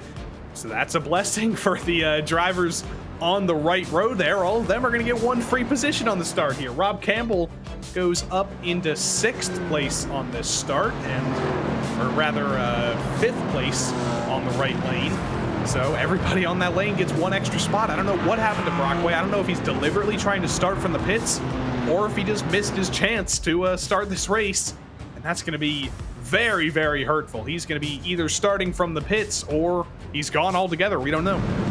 Yeah, we're not sure, and that can be a valid strategy to start from pit lane here. Sometimes we do see some pretty massive kerfluffles coming down into the 90 and coming up the S's. We've also seen some track blockages there unfortunately happen as well, but I've got to agree with you there that that's going to put him down more than it's going to help him, I think, as they run.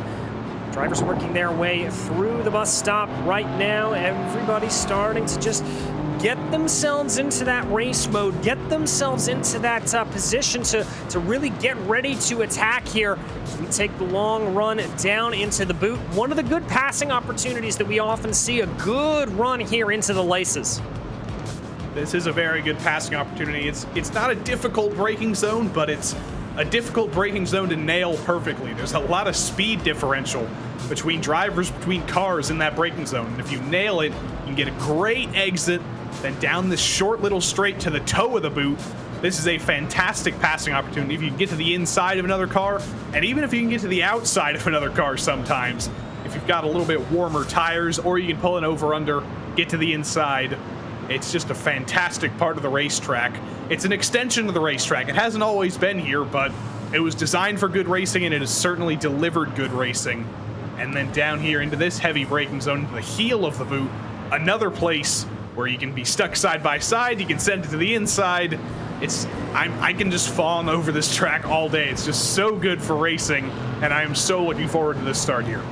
Yeah, I am too, and I gotta tell you a little secret that I get to head out to this track at the end of July, and I am so excited to be able to experience Watkins Glen in real life. It's going to be a very, very special experience.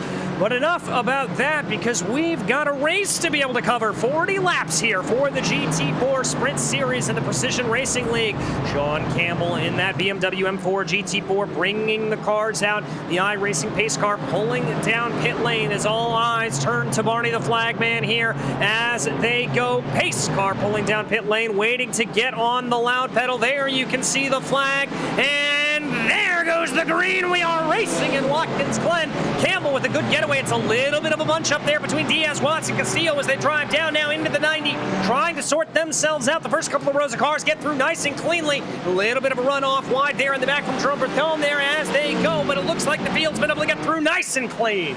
This is exactly what Campbell wants to see, side by side behind him. They're not in line. They can't decide who's going to lead, but Watts does get by Diaz, and now I think Diaz here has to stay back. Let Watts go on the attack on Campbell. Don't go side by side and lose him already, and he's doing exactly that. Very smart, single file for basically the entire top 20 through the bus stop. Very clean, very well driven on lap one. Very smart from all these drivers. Yeah, very smart indeed. We talked about some of those potential kerfuffles coming out, and it clearly not coming to pass here as Sean Campbell tries to pull away. And there you can see them running out of the outer loop and down into the boot. A couple of little looks here and there, going down into the laces, but not seeing any major attacks as they run. Looks like a lot of calm and a lot of patience here being displayed in this GT4 Sprint Series. An update on the Adam Brockway situation. He did start from the pits, so he is currently 32nd in the race. So he might have been hoping for a kerfluffle, as you said, but there has been no kerfluffle on lap one, and he has kerfluffled away 27 positions, and that's a lot of ground Adam Brockway has to make up now. Yes, it is. Cars now snaking their way back up out of the boot. Little bit of a look there in the back from Darren Rutherford, trying to maybe have a move into turn 9. But as you said earlier, Joey, that is one of the trickiest corners, I will argue, anywhere in the world. So hard to get right. Not seeing a lot of passing there. Everybody staying in that single file order as they run, pulling themselves now onto the main straightaway here. And now I think this is where we're going to start to see some of that strategy playing itself out. We may see a couple of moves here coming down through the S's, getting a big advantage of that draft as they run. And now Owen Watts doesn't have to worry about Diaz to his inside. He has the attack moved all to himself as he's right behind Campbell up the hill. Might need to time it a little bit better because he's caught Campbell now. Not going to be able to take full advantage of the draft down the back straight now. And I think he did actually deliberately back off just a little bit there to get a little bit of the draft. Didn't quite work for him. Not able to get to the inside of Campbell. And it's going to be basically the same as lap one. But Owen Watts, it's going to be all about timing as long as Campbell doesn't make a mistake. And he did not make a single one at Montreal last week. So Watts very close to the back of him through the carousel. And then down into the laces. He could send it to the inside, but I think it might be about 35 minutes too early for that. And Campbell defends. He knows that. Yeah, Campbell's going to hold down to that inside there. A little bit of a wide run for the hard-court by Delta Sport driver coming down through the laces. I thought for a second we may see it. Oh, we've got a little bit of a kerfluffle there in the back. Oh, a couple of cars around. Another one of those hard-point McLarens spun around in a slow-moving BMW. That's Jerome Berthiaume, who ran into a little bit of trouble down the hill. Doesn't look like he's hit anything, at least from this distance perspective, but he's lost quite a few positions. Now outside of the top 20 is Kruger and Greg Doucette are going to get by him here. Side by side with Doucette. Actually, no, Jerome does hang on. He stays just barely in the top 20, but it is 20th for Jerome Berthiaume. And let's take a look at what happened to him. Didn't clip the grass. He just got loose. It's a heavy BMW, and it just lumbers around there down the hill. And I think it's exactly the same thing that the McLaren did in the background.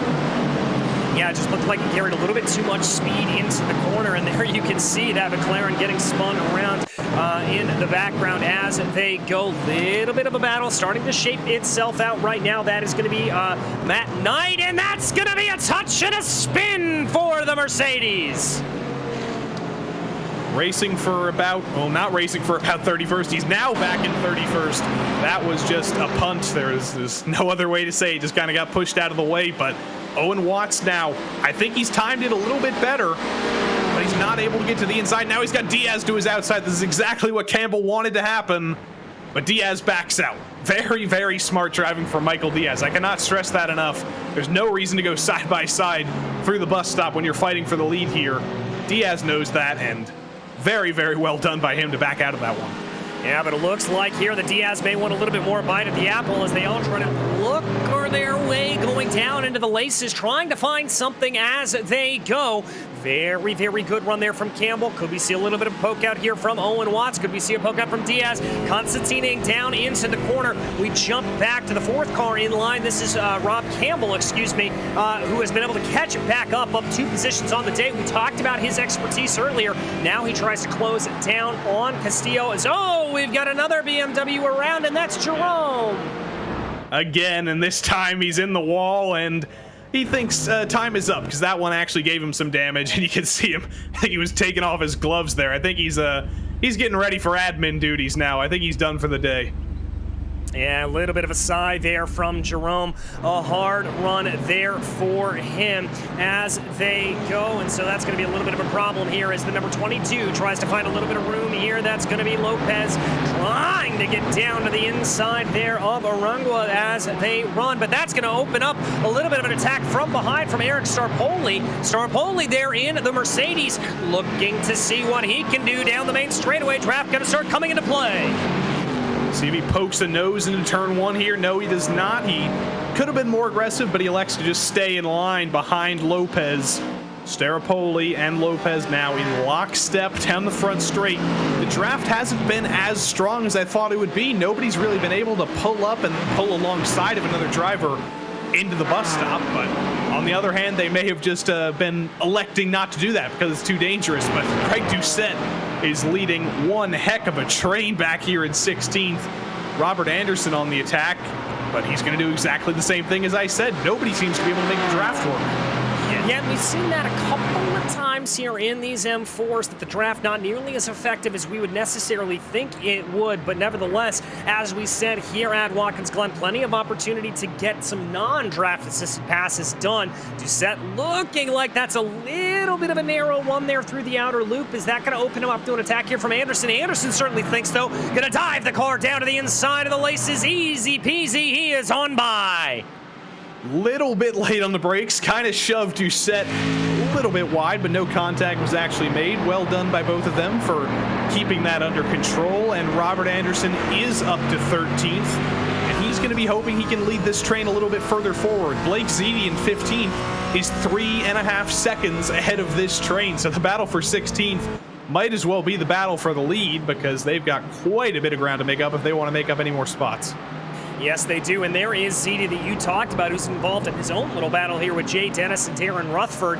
Nice little trio as they run, trying to see what they can sort themselves out. Zede had a little bit of a poke down there and down again into the penultimate corner. That Aston Martin trying to see what he can do. Maybe not necessarily going for a move there on Jay Dennis, the highest driving Porsche driver right now, but maybe just seeing if he can force a little bit of an error. As there comes the move, there comes the Aston Martin down to the inside of the Porsche. It's going to be a drag race down into the 90. Later on the binders is Blake Ziti, and that is going to be 14th lockdown for the number 50. Great move by Blake Ziti, but unfortunately, he lost the position on exit. Just not able to get on the throttle as well, and it was a fantastic cut back by Jay Dennis. We thought the move was completely made. It was such a great braking zone for Ziti, and then just out of nowhere, just no drive out of the corner, and now he's about half a second behind Dennis now. He's got to make the move again. Yeah, exactly, and that can be sometimes what happens when you get a little over-eager going down into the 90. You've really got to position that car just right to be able to make it move, because it is so easy to get that fight back. And now Big Ziti here going to have to try to get a little bit more creative, let's say, as he tries to get that move done. Once again, back on Jay Dennis. Dennis holding the flag right now for Porsche. Oh, here comes Ziti to the inside. That was a late move, but you can do that here at the toe of the boot. It's a place where you can pass, but the outside working very, very well for Jay Dennis, and he's able to stay ahead. But Ziti is getting very, very aggressive. And DJ, I don't know if it was deliberate, but I think I tricked you into saying Baked Ziti too. You did indeed. You got me a little bit of Freud up into my head there, so I'm saying Baked Ziti now. Blake, you got a new nickname. As they run, though, Blake trying to see what he can do, moving this way and that around the track. Continues to follow behind Dennis here as they run this again, the battle for 14th position. Watch out, though, a little bit. They're losing time to Darren Rutherford up ahead of them. Remember, Rutherford was a part of this battle earlier on. And they're also losing time to Anderson behind, who we thought was out of the fight, about 4 seconds behind. But now he is catching the back of Ziti and Dennis, and now we see the train for the lead. There's these draft trains all across the track, and nobody seems to be able to actually make any moves. But this is a great run for Watts. It's as close as he's been, but he just loses all that speed down the straight, and he's going to let Diaz by now. Yeah, I think he maybe just tried for that move, didn't exactly see it playing out, and had to back off a little bit there. That's going to put him back into third place in that train. The top six throw a blanket over him. Sean Campbell, Michael Diaz, Owen Watts, Francis Castillo, Rob Campbell, and Brian Vorse all running so close together here. They are very, very tight. That's Keith Bonilla you saw, by the way, in the background there, as he was sort of in an island unto himself there, about 3 seconds away from everybody else. Maybe a little bit of a move there from Diaz going down into the toe, trying to see if they can get a move. We've seen that 17 be a little bit more aggressive. Maybe he's going to be the one to really put the pressure to Sean Campbell. Well, we're going to have to hope that's the case. That might have been a little bit of strategery from Owen Watts. He knew he couldn't make the move. He didn't seem to be fast enough in a straight line, so he's trying to let Michael Diaz have a chance on the attack. Maybe slow both of them down, and then Watts would be able to swoop right in and pick up the pieces. So who knows? They're all still stuck together in a line either way, and there's another one of those trains further back. Marco Oliveira and Matias Arangua. There's just so many of these trains, and passing has been far more difficult than I thought on the straights. Oh, and that was Carlos Lopez there in the number 22 Aston Martin AMR Vantage, trying to send a move down to the inside. He's going to find himself with Eric Starpoli now all over the back of him as they come out of the final corner. Waiting to see here. There's a little bit of flash of the lights. I don't think Starpoli liked that, but Devin Lamke certainly did. That's going to be Lamke now looking down to the inside, sending the move there. The Western Mass Motorsports driver not able to get it done, but that's a wide run up front for Arangua, and he is going to have to try to hold on, as he's luckily able to hold on to it. I don't know how he didn't lose more time there. And he's got to be careful not to rack up the incident points out there, because with this new repave Watkins Glen, there's a change for the lead. Michael Diaz.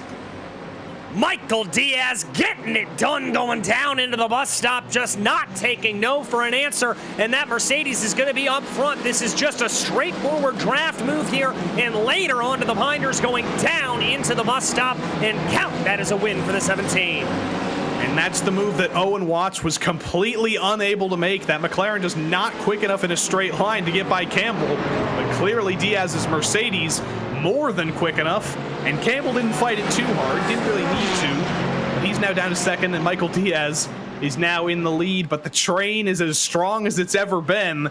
And now I wonder, now that Campbell's on offense instead of defense, is this when Watts can elect to pick up the pieces and maybe make up for a defensive, or a mistake from Sean Campbell, rather? Well, it almost looked there for a second, Joey, like he was given a little bit of a bump draft going down into the heel of the boot. I went back and checked it out again.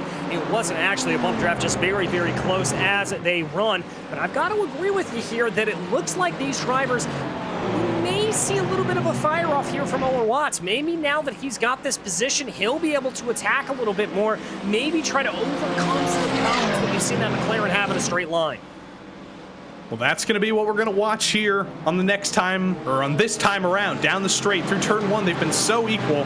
Got to replay, though, Felipe Winkler a little bit too late on the brakes. That was the Porsche on the inside, and Felipe didn't really know he was there. It was a late move, and I don't like backing up onto the racing line, but luckily nobody else got involved. Yeah, luckily nobody else got involved there as again. Now that is a bump draft. That is 100% a bump draft here in GT4s. Didn't think we'd be saying that here today, but Sean Campbell saying, get a move on Michael Diaz. I want to go faster as they fly down the backstretch. Not going to help him out all that much as Owen Watts now looks like he's going to be a little bit closer to the back of that BMW M4 GT4. Everybody running a little bit wide there on the exit of the outer loop as they come down now through the corner here in through the laces, trying to see if anybody's going to have an advantage. I think it's going to be status quo. Whoa, that got a little hairy there for Campbell, though. It did. Just a little bit of grass on the exit. It's easy to clip that, especially when you're in a car as heavy as this BMW. But he saves it. He's still all over the back of Diaz, and I think this is what happened to Staropoli. I saw him falling down the order and just gets loose, jumped that inside curb way too much, upset the balance of the car, upset the weight shift of the car, and just threw him off the road. Didn't hit a wall. Lots to run off at the bus stop now, which is very good for safety reasons, but that's going to be a big, big time penalty for Staropoli. Yeah, indeed it is. And we haven't really gotten a chance to talk about those new curbs there at the bus stop. Obviously, since the rescan has been done here at Watkins Glen on the iRacing service, those curbs raised up a little bit more, and it is a much higher penalty for you to run over them. And so that's part of what hits those cars as they go. But right now, we start to work on lap 9 here. About 15 minutes in the books of this 40-minute race, and we've got some takers down pit lane. Matthias Arunga coming down here, the first of our drivers to opt to take his pit stop. And this is probably as early as you can get. He brings it down pit road, and I don't know if anybody's going to follow him, but I think that might just be a move to get out of traffic. He's been in traffic. There might be a window down there in about 25th, 26th. I don't know. We'll have to wait and see. The fight for the lead rages on, and Campbell seems like he's faster, but he just elects to bump draft, which might be smart at this point in the race. He doesn't need to lead right now, doesn't need to get that aggressive, but I'd like to see some evidence that he can repass Michael Diaz, and I think he would like that too, because he wants to win the end of the race in 23 minutes. He doesn't want to stick in second the whole time, as we're going to go 3 wide. Not quite. Well done backing out of that. I did not want to see 3 wide into the bus stop. No, that was going to get a little bit hairy as they run, although I have to tell you, I was watching the race a little bit earlier that they were 4 wide, 2 deep coming into the 90, which was one of the most terrifying things I have ever seen in my life, and somehow managed to sort themselves out nice and easy. But there's going to be a little bit of side-by-side with the Mercedes duking it out there. That's going to be Hoskins and Kruger. Kruger running it a little bit too deep down through the laces, and that's going to give the 520 the position. And this is that Doucette train again, and you see right behind, oh, there's a Porsche in the wall. That's Jay Dennis. Jay Dennis in the Armco on the outside of the toe of the boot. That is not good for him. We'll see a replay of that when we can, but you see that beige car, the number 42, behind this 3-wide action. That's Adam Brockway. He started 32nd. He started in the pits, and he's up into the top 20 now. So the drive forward for Brockway has been remarkable. I don't know if it was deliberate. I don't know if he just missed the start, but one way or another, he's on his way to the top 15 here. Yes, he is. That battle, though, with the Mercedes continues to play itself out. Kruger and Hoskins not letting up at all.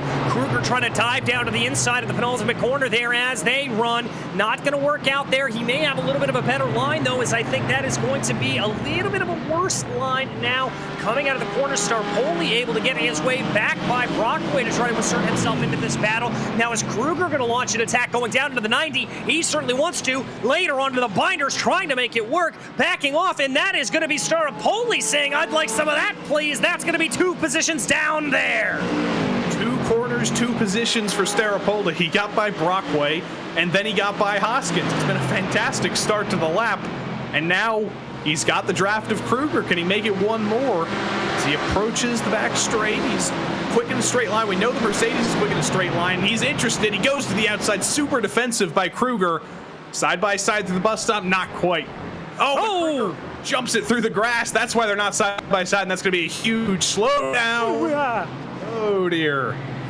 That almost got very, very rough there as Kruger is going to have that big slowdown to serve, and that's going to put him back in the order. Brockway being able to come out relatively well as a result of all of that. He's going to find himself at the lead of that little train, and now is going to try to pull away a little bit. Let's go back and take a look at the replay here of what happened to Jay Dennis.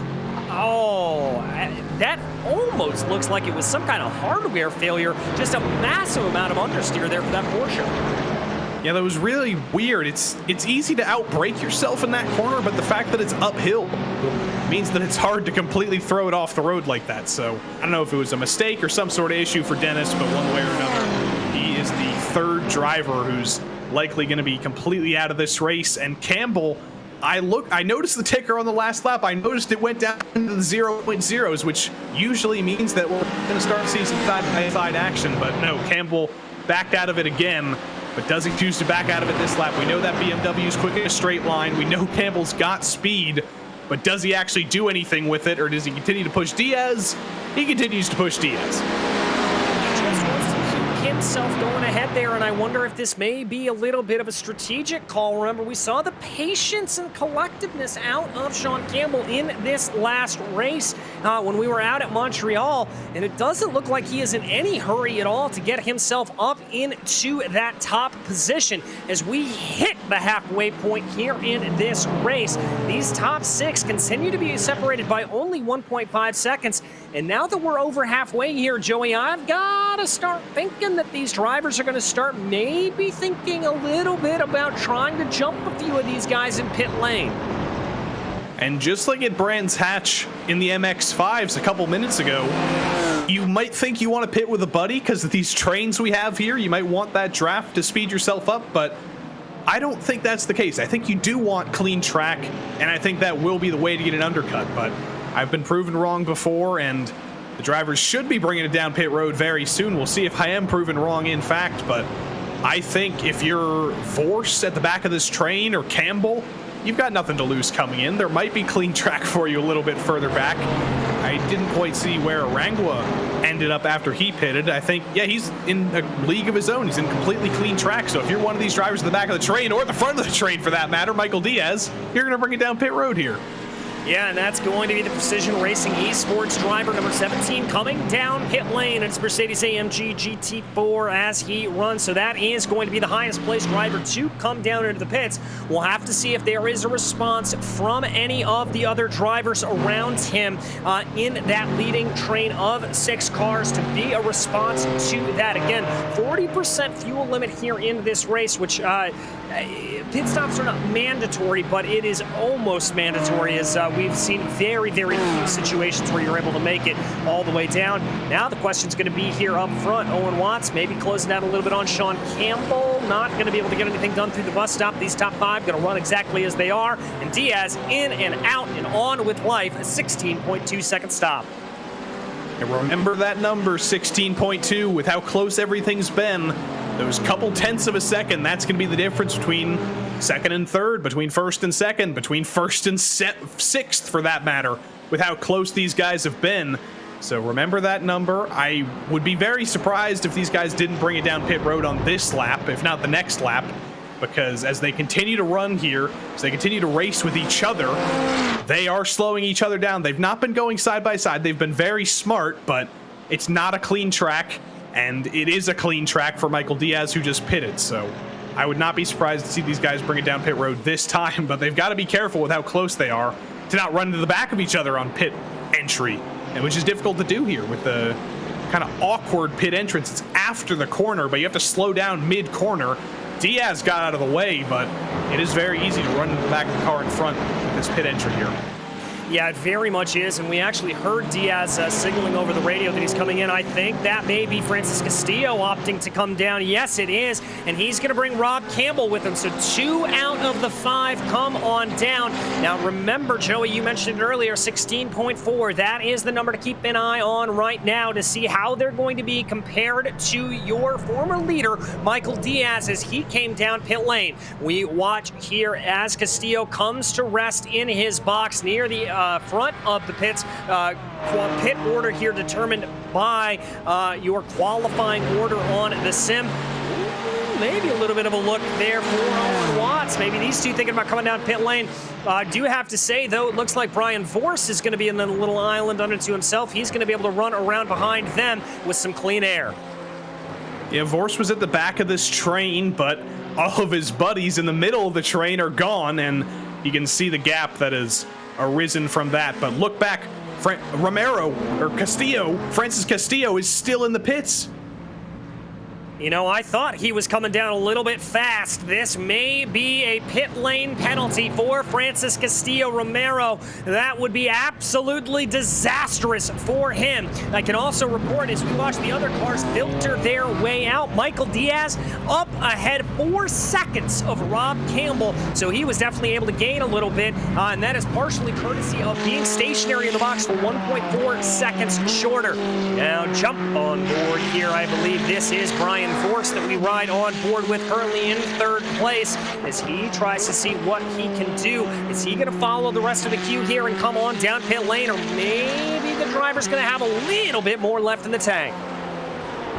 I don't know. It's cutting it close. The fact that everybody else has already brought it down pit road, there can't be that many laps left in the tank for Vorse. Here comes Campbell, here comes Watts, and I think Vorse will choose to come down with his teammate Watts so they can be together. If they need to be, they can work together, but this should be the fight for the race lead. Depends on how Diaz cycles out. Campbell and Watts need a fantastic pit stop here. They need the shortest pit stop they can humanly get, and they need to make sure they don't get a speeding penalty. I don't think either of them did like Castillo did.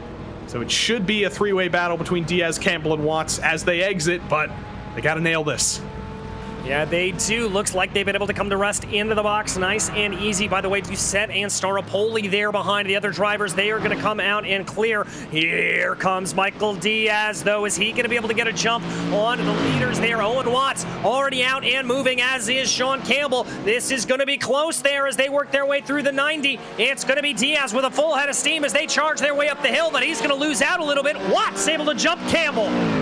And that was 13.7 seconds a stop for Owen Watts. That's so much quicker than the 16-second stops of Campbell and Diaz. And you can see how well it's worked out for him. Look at that huge gap. It's the first time Watts has been able to lead, and it's as big of a gap as we've seen up front all race. As here comes Vorse on Campbell. Campbell managed to jump up to 4th, but they're going to be side by side through the bus stop. That is very, very tight, but Vorse gets through. Barely gets through, put a piece of paper in between those two drivers. That was very, very narrow running as they went. Here they come now down through the corners, trying to see what it is, and it looks like Vorse is going to be able to pull his way ahead. Well, now, Joey, we've got another question to ponder here. That 13.9 second stop for Owen Watts, that is the shortest stop by quite a healthy margin that we have seen out of anybody in this field. Did he short fuel the car? Is he going to run into problems by the end of this race? That is a possibility, and that does scare me, but what worries me more is the lack of straight line speed in that McLaren. You can see Sean Campbell's already made up about 4/10 of the gap that was there in the lead, so while Watts might have a big lead, Campbell and Diaz are going to be able to make up all of that on the straights, I think, no matter what happens with the fuel. So it's a comfortable lead for Owen Watts, but it's going to be a very uncomfortable lead very soon with what seems to be a straight line deficiency in the McLaren. Yeah, indeed. So we're going to have to see how that battle plays itself out. Now, for those unfamiliar with GT racing, and we talk about the differences in between these cars, there is that balance of performance that does exist that evens the cars across the playing field and produces similar lap times for all of the cars. But those cars generate their speed in different portions of the track. So the McLaren, a little bit quicker through the corners, not as slippery in a straight line, not as fast in a straight line. So that is a little bit of how that runs. Likewise, you may have the Mercedes that we talked about, very, very quick in a straight line, but can be a little bit sluggish through the corners. And with that balanced performance that is applied to these cars, that evens everything out as they run. Hopefully generates relatively even lap times among the drivers. Watch Rob Campbell there thinking about a move down to the inside of Vorst, but ultimately not going for it. Not able to fight back, and I've been keeping track of the gap on the top of your screen. It's still a second, so Campbell not able to make up as much time as I thought he would. But here's the battle for that top 10. Lots of drivers have just fallen out of this top 10. That means that Darren Rutherford's been able to pick up the pieces and take that last spot. He's getting bumped down the straight by Ziti, but here comes Doucette. Almost turns Ziti, gets to his left rear quarter panel there, or whatever the equivalent is on that Aston Martin model. No real changes, but Oliveira now is also on the attack. Remember, he was leading this train a little bit earlier. He was in the top 10, but now he's very much on the attack. Yeah, Marco trying to be able to see what he can get over Greg Doucette. Doucette now taking over the standard pairing roles for that Porsche after Jay Dennis found himself out into the wall here, coming through the toe of the boot as we watch these drivers navigate their way up the corner, trying to get the power down. As we've said, can be a little bit tricky there. Doucette trying to close in behind a little bit, watching them as they come. Looks like a little bit of a poke in the back there. Ooh, thought better of it, and that is going to be Adam Brockway trying to move his way back up forward as the fastest lap of the race was just set, by the way, by Sean Campbell. Campbell is coming. The lap before wasn't great, but he has certainly made his presence known, and he has put another great lap down, as has Diaz. They're both catching Watts, but does Watts have enough fuel is one question that we've asked earlier, and the other question is, can Campbell actually make the move? He's been passed.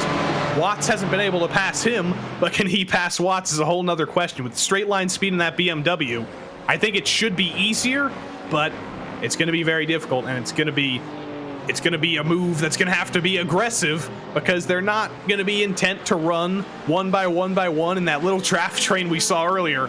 This is truly the race for the win now. Everybody else is 8 seconds behind. It's every car, it's every driver for himself. Yeah, exactly. You've got plenty of time here to be able to put yourself into that position to battle for the lead. And speaking of battles here, we talked a little bit about Adam Brockway as he's now trying to get his way by Marco Oliveira, going down now into the bus stop. Brockway thinks a little bit better of it. He's going to back out as they come through. Is he going to have a little bit more momentum here, maybe to carry coming down through the outer loop, trying to see what it is. He's got a little bit of a narrower line, keeps that speed up nice and well, now pokes his way to the inside, looking down into the laces, tries to be later on the binders. Oliveira tries to give him a little bit of a squeeze, but Adam Brockway says, that is my position, and moves the number 42 up into 13th. Marco wasn't giving him the most room in the world for that part of the lap, but Brockway got by either way, and now his sights are set on the top 10. That would be a fantastic drive from 30 seconds starting in the pits to the top 10, and he can see the top 10. Darren Rutherford in that lead lead Porsche, Aston Martin rather, if I can get the cars right, that is the top 10 for Brockway. So he's only got 3 cars to go, and that would just be an incredible underdog performance. He's going to wish he still was able to finish in the top 5 where he was going to start, but that's a solid recovery. That's an incredible recovery, and you can't count Brockway out for the championship, I don't think, with how consistent he's been, and this has just been a phenomenal performance. Yeah, it really and surely has. The YS Motorsports driver doing a fantastic job to be able to drive his way back up through the field, as you mentioned.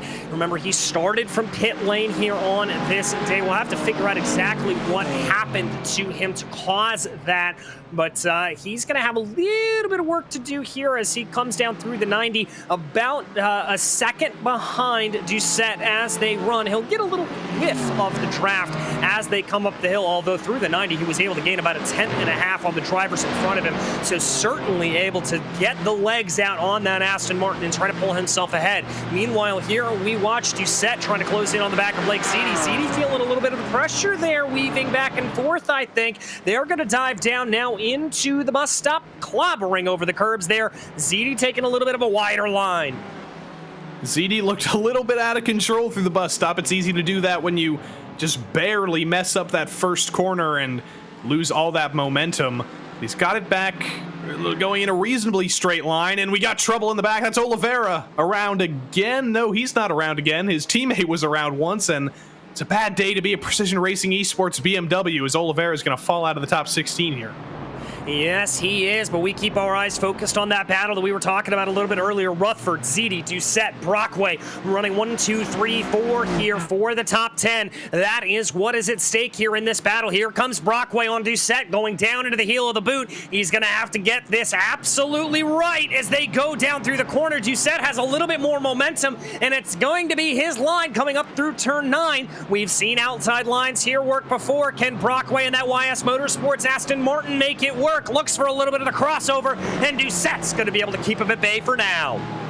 Brockway's the only driver I've really seen going for the move there in the heel of the boot, and I can't blame him. He's getting very, very aggressive, as here's what happened to Marco Oliveira, and no fault of his own there, just got hit by Staropoli.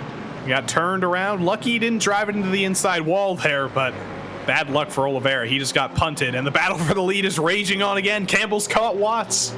Yes, indeed. Sean Campbell right up to the back of the number 14 hard point by Delta Sport team of Owen Watts, trying to see if he can close down here in the dying 6 minutes of this race. We've seen a lot of patience here out of Sean Campbell in that BMW number 26. Is he going to have the end of his rope here? The other wild card in all of this, Michael Diaz in that Mercedes AMG. What is he going to have to say about this?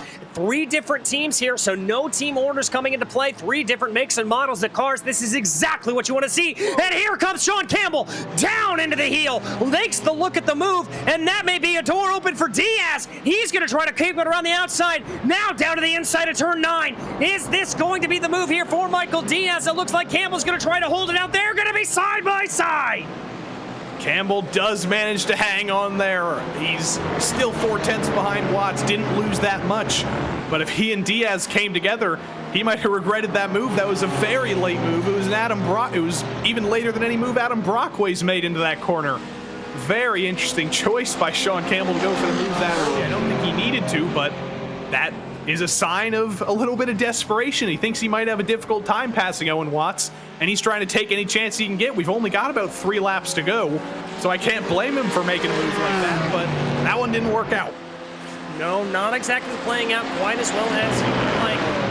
We'll get a couple more bites at the apple, as you said. So Campbell here continuing to run behind Owen Watts. Watts up 2 positions. Campbell, your pole sitter from this race. Diaz looking like he's the one trying to take full advantage of the draft. A big moment. Oh, and we've had a huge moment in the back as we watch them go single file through the corner. That is Greg Doucette having a massive incident through the final corner. Yeah, into the final corner, destroyed that outside wall. I don't know what happened, but that rear tire is not spinning. Doucette's trying to get it turned around to bring it down pit road, but a lot of traffic coming in here. We'll see a replay when we can, but it's not good when your car's only driving 3 wheels, and Doucette has been destroyed. It was a strong race for him, but out of the top 12 and likely out of the top 30s. Here's what happened. Oh no, it was Brockway. Just turns him and pow into the outside wall. And we talked a little bit about that aggression there from Adam Brockway and just how hard he was charging, and it all coming to naught there. Here comes another move, though, from Sean Campbell down into the heel. We saw him do that on the last lap, and it almost came to naught for him. Tries to give plenty of space there to Owen Watts as now they charge up the hill. Diaz going to be in behind, just watching and waiting. That's going to be Campbell trying to see if he can carry a little bit more speed. Almost gets onto the grass. I don't know how they made that back single file, but they are going to be single file as they charge to the line to take 2 to go from Barney the Flagman. With Campbell this close, this is going to be very scary for Watts because he's proven to be faster in a straight line. You saw in that last lap, he almost got alongside him as they snake down the front straight. Diaz doesn't know where to go. He might be able to get to the outside of Campbell. They're going to be 3 wide into turn 1 almost. And this is great for Campbell. It's great for Diaz, who's to the outside of Campbell. This is insane. I don't know who's going to be leading coming into the bus stop, but I don't think it's going to be Watts.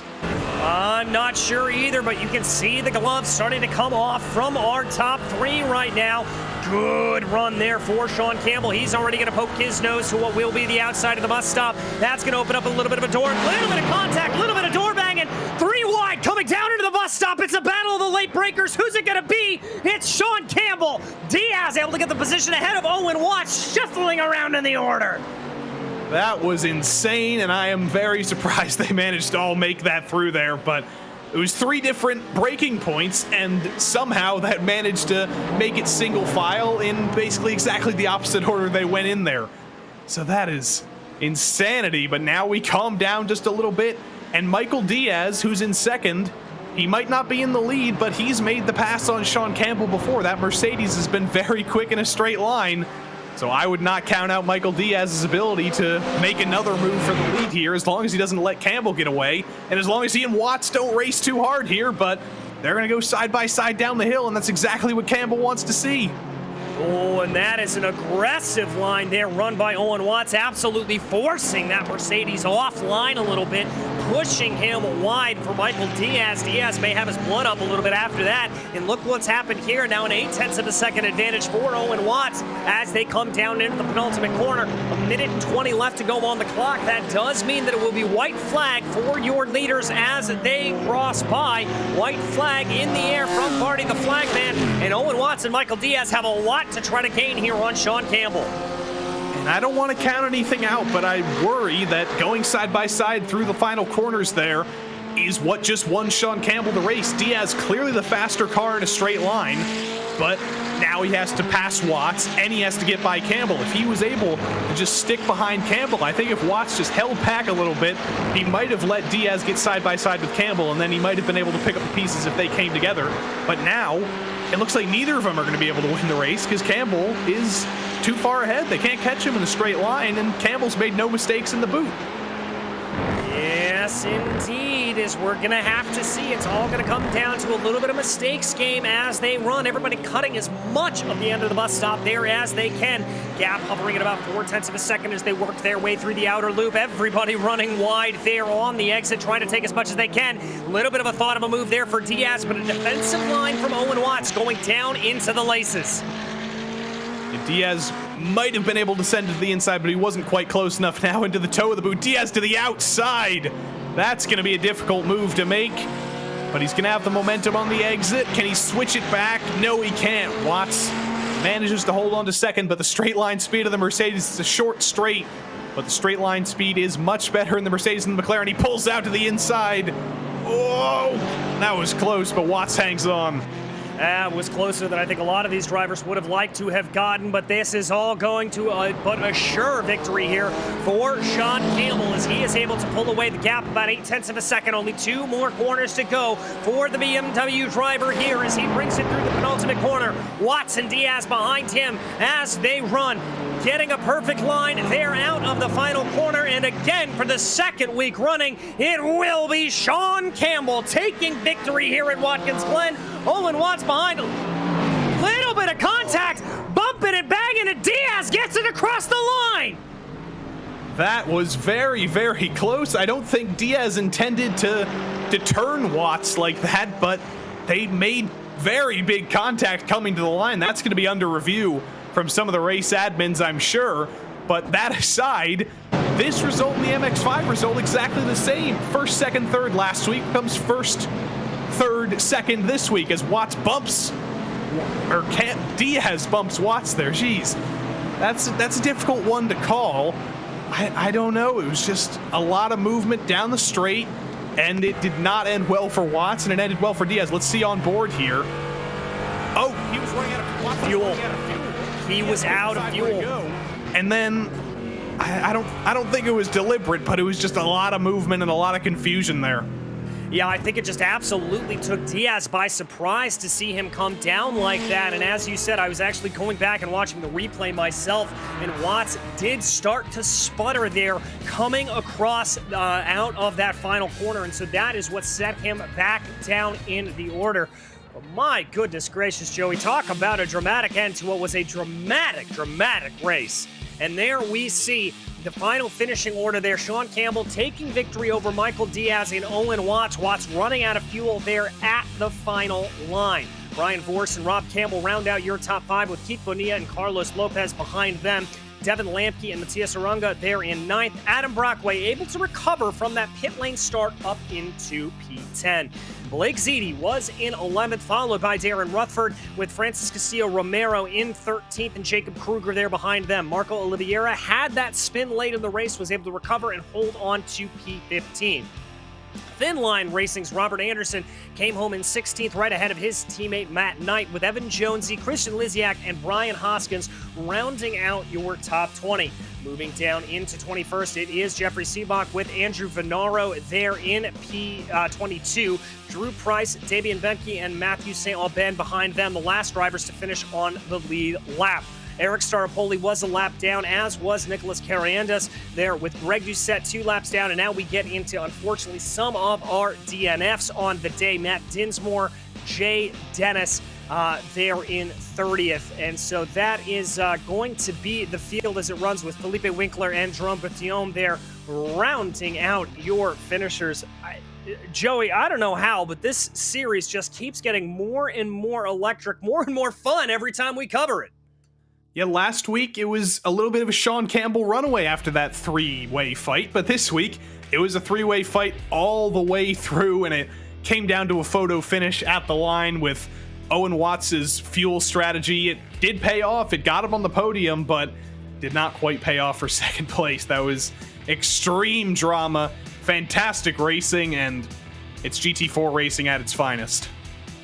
Yes, indeed it is, as we wait for a couple of the drivers to migrate their way up here into the interview booth. And GT4 racing at its finest. A little bit of bumping and banging, a little bit of how you do as they run, but that's really what we love to see here. And there you can see that final finish there between Diaz and Watts as they came across the line. Again, Watts running out of fuel coming out of the final corner, and that's really what precipitated that big coming together. Yeah, that was very dramatic. It happened so fast, and I'm sure it happened just as fast for the drivers. It looked like Diaz turned right a little bit, but I don't think it was intentional. I just have no idea what happened. It happened so quickly, but I'm sure the race admins, the road course race stewards, they'll all be looking at that. They'll all talk to the two drivers. They'll know what happened, and if Diaz is determined to have been a little bit too aggressive there, then he will likely get a points penalty. But we'll have to wait and see. We might have to wait a whole nother week to see any results from that. Yes, we will indeed. As with the other race that we were talking about there for the MX-5 Cup Series, we will be off next week for the 4th of July holiday. But when we return, we head to Canadian Tire Motorsport Park. Mosport, really and truly, Joey, the definition of old school, fast, flowing, intense circuit up in Bowmanville, Ontario. It is, and it's so difficult to get that track right. We talked about how some of the corners at Watkins Glen, how some of the corners at Brands Hatch earlier, some of them are blind with a little bit of elevation change off camber. That's just about every corner at Mosport. It is an exceptionally difficult track. It's exceptionally high speed, but the PRL GT4 drivers are going to put on a show there, I can guarantee, just as basically every series does at Mosport. It's a fantastic track, and after the past couple years with COVID meant that most of the American series couldn't go there, I am very glad to see it back in real life, and I'm very glad to see it back virtually as well for these cars. I am as well, and unfortunately, it doesn't look like any of our drivers are wanting to talk to us here, Joey. I don't know what it is. I took a shower today. I smell nice and pretty, so I'm not sure what's necessarily going on with them. But that is unfortunately going to about wrap up our broadcast here today. So on behalf of all of us here at RaceSpot, we'd like to thank you for joining us here for the Monday night series for the Precision Racing League. And a massive thank you again to our sponsors of VCO, Advanced Sim Racing, Race Labs, The Butt Kicker, and Ninja Trader. You have been watching the GT4 Sprint Series. And on behalf of Joey Tebben, Hugo Luis behind the scenes, and myself, DJ Clark, we thank you so much for joining us. And until we see you on the track, thanks for watching.